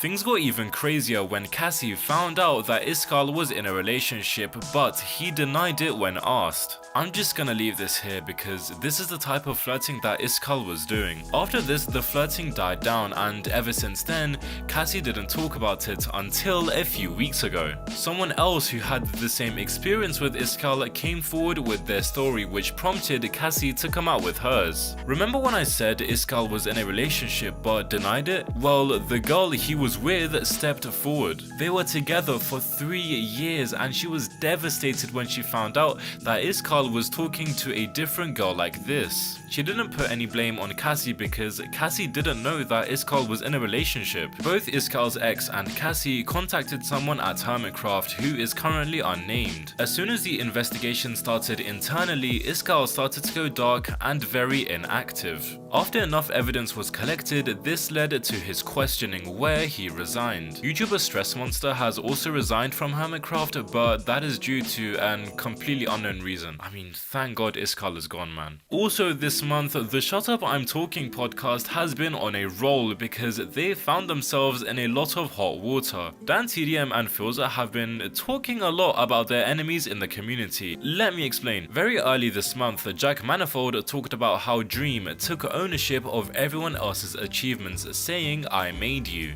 Filza, who came on the podcast a little later, backed up Jack and Tommy, saying that Dream really was a dick. Dan TDM was talking about the whole Lunchley drama, and he said this. Was it mad?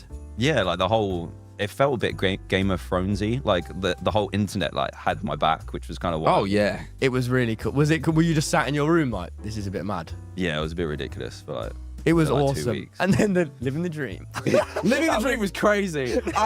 Mate, he's been crying for like 2 weeks straight, and you come in and just like, I have a great life. That was incredible. That was my way of like Honestly, seeing them spilling tea is it's so nice and unserious. It should definitely do it more. And on top of that, a clip came to my attention earlier this month of Dream and George. Someone shouted a pedophile and both of them turned around straight away. I mean, just watch this. Pedophile. That is that's crazy. Moving on, Dream and George aren't the only ones to be accused of pedophilia, because so is Kobe YouTube. Kobe is a Roblox YouTuber, but he used to make Minecraft content. And there is a reason why he doesn't make it anymore. Kobe was accused of pedophilia in the Minecraft community, which is why he left in the first place. They ran him out of Minecraft and they will probably now do the same with Roblox, and here's why. He's been posting content very clearly aimed at kids and promoting porn at the same time. He got a conventionally attractive blonde girl and played Roblox where every time she died, she would take off a piece of clothing. Just like Rice Gum from back in the day. Kobe was already getting hate over time, but after a fellow Roblox YouTuber Creekcraft responded, things got heated. Kobe tweeted saying he's innocent and did nothing wrong, which prompted Creek to respond with this. You're a wannabe Roblox YouTuber. You're an uneducated dropout who thinks he's Andrew Tate while still pretending you're doing something with yourself. I'd say put the fries in the bag, but even for you that's a bit hard. Ever since this tweet, Kobe has been going down a rabbit hole of trying to save his career, but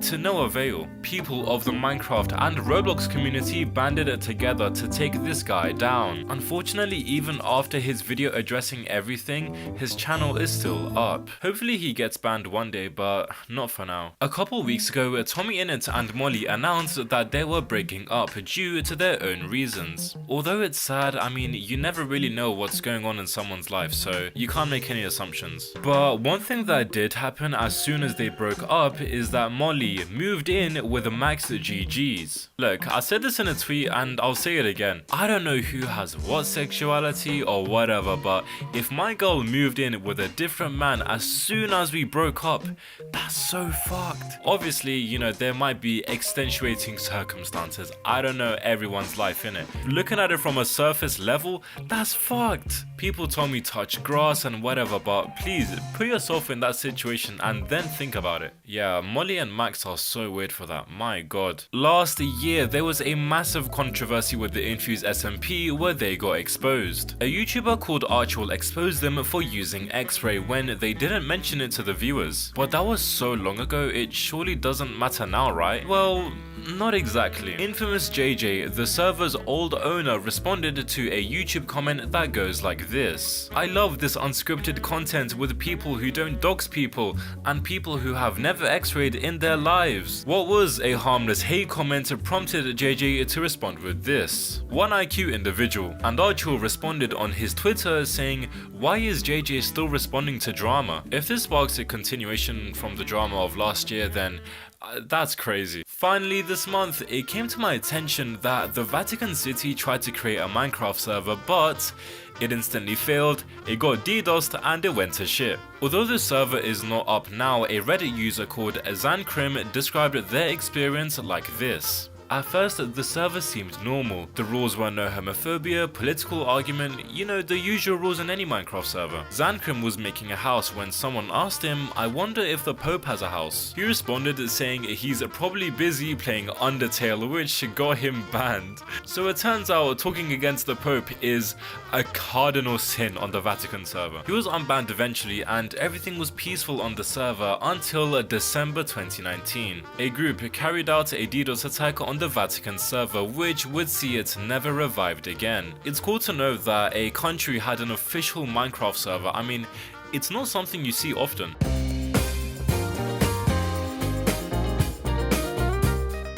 Starting off, Kian Bros, a YouTuber who usually makes coding content, has decided to sue Minecraft. As Kian is a coder, he wanted to code a minigame that has guns. Now in a recent update, Minecraft said we especially don't want guns in our game. Kian replied, hold on, doesn't Hypixel and a lot of other big servers already have guns? To which they said, I don't know what you're talking about. A couple months later, Kian got a response saying, well, the guys who make the big decisions are on holiday, so you're just gonna have to wait. Obviously, this annoyed him. I mean, look at that guy's eyes, that should tell you enough. And while they were away on holiday, Kian did some digging. He found out that even though Minecraft say this is in line with our policies, half of them don't even exist. Essentially, they're saying don't do this because we don't like it, which is so unfair. The whole thing started because Kian wanted to make a server which had guns, and at this point he had already poured thousands of dollars into it. So for Mojang to turn around and say, yeah, we don't like it,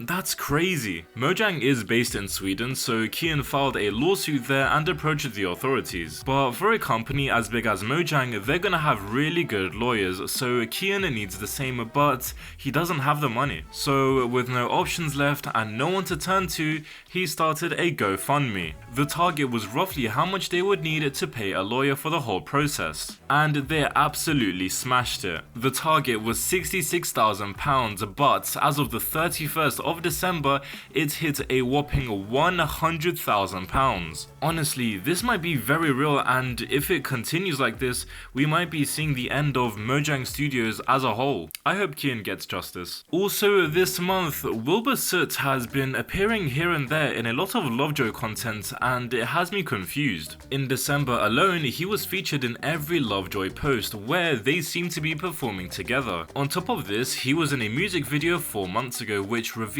a first look at him after all the drama. I just hope he stays away and just doesn't try to make any sort of comeback. Moving on, the Bazaar SMP has announced Season 2 and it looks pretty exciting. The new revamped mod introduces 18 new powers. Honestly, it's been long since I've talked about a new SMP and it's nice to talk about it again. All the best to Bazaar SMP. Also this month, new footage has been released from Hytale and it doesn't look that good. The game just looks like normal Minecraft with a texture pack. It doesn't seem like anything special.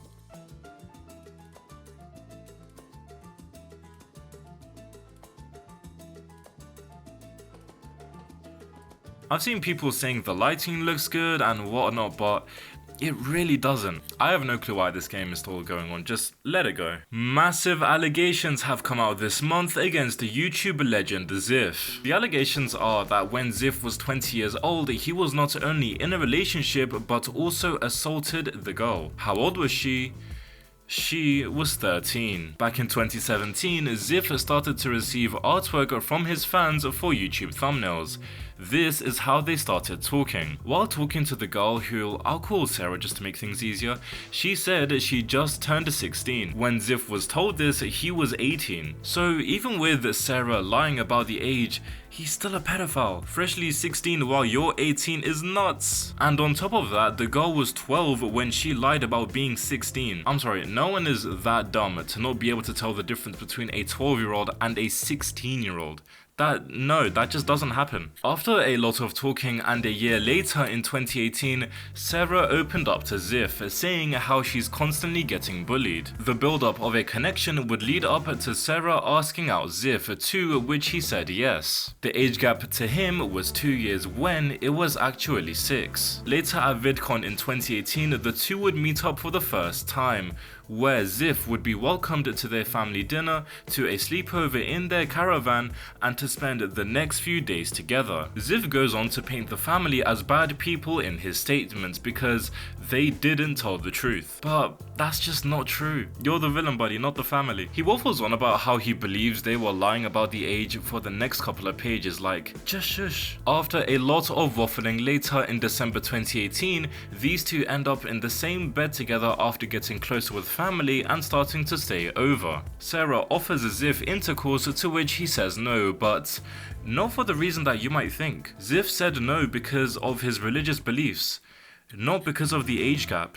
In April of 2019, Sarah and her parents told him the truth that at the time she was now 14 and not 18. Ziff didn't break up with her because it would have harmed her. Keep in mind that they are still dating and the age gap is 6 years. In June of that same year, her and her parents stayed around where the parents conveniently left them two in the same house. Ziff woke up once again to Sarah next to her where she asked for intercourse again, which Ziff still refused refused. And finally, in September of 2019, after a year and a half of dating someone 6 years younger, Ziv finally broke up with her. The statement from Sarah states that she was also SA'd, but there's no proof of this at all, so I don't know whether to believe that. I just hope this guy never comes back to the internet. Also this month, the Infuse SMP has announced their second season of the revamped server, and it looks really good. It seems like they've changed all the effects and now there's only 12, and they revealed everything about the new season in this video.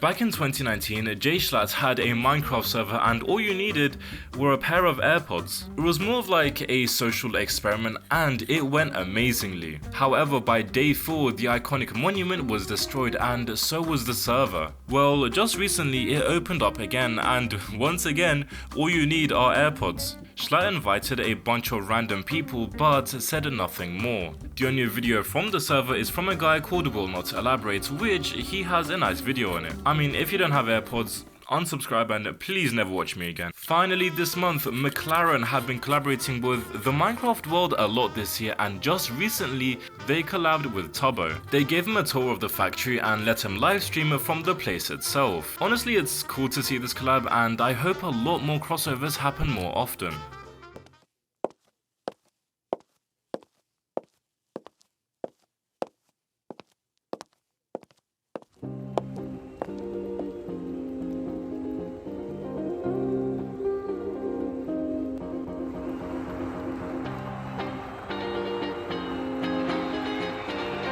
Introducing your host for the 2024 This Month on Minecraft Awards, Caprillix!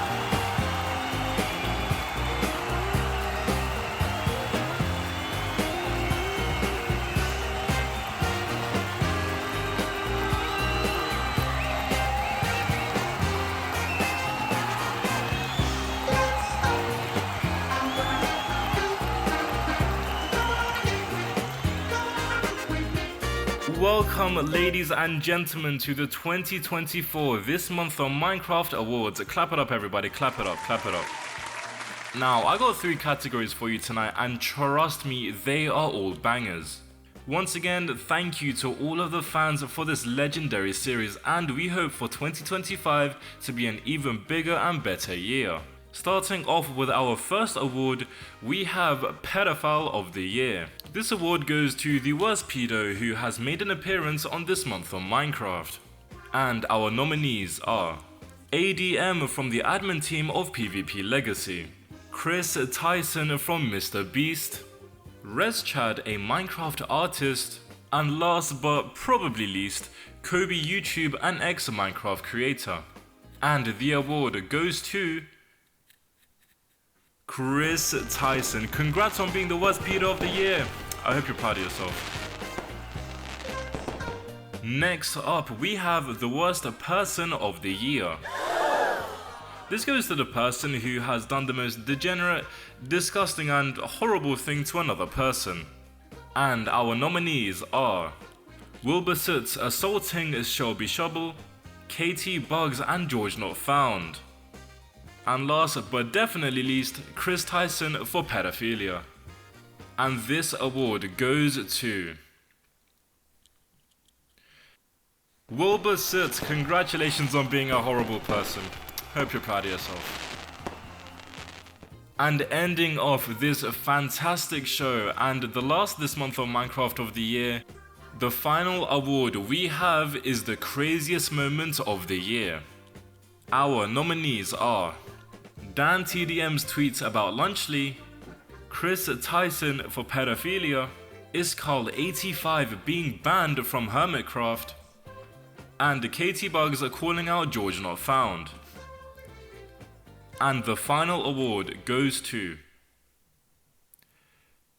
Dan TDM's tweet about Lunchley. Congratulations, congratulations. And that is it for the 2024 This Month on Minecraft Awards. Ladies and gentlemen, thank you for watching this series. I hope your mum's hot and I'll see you next year. Have a good one.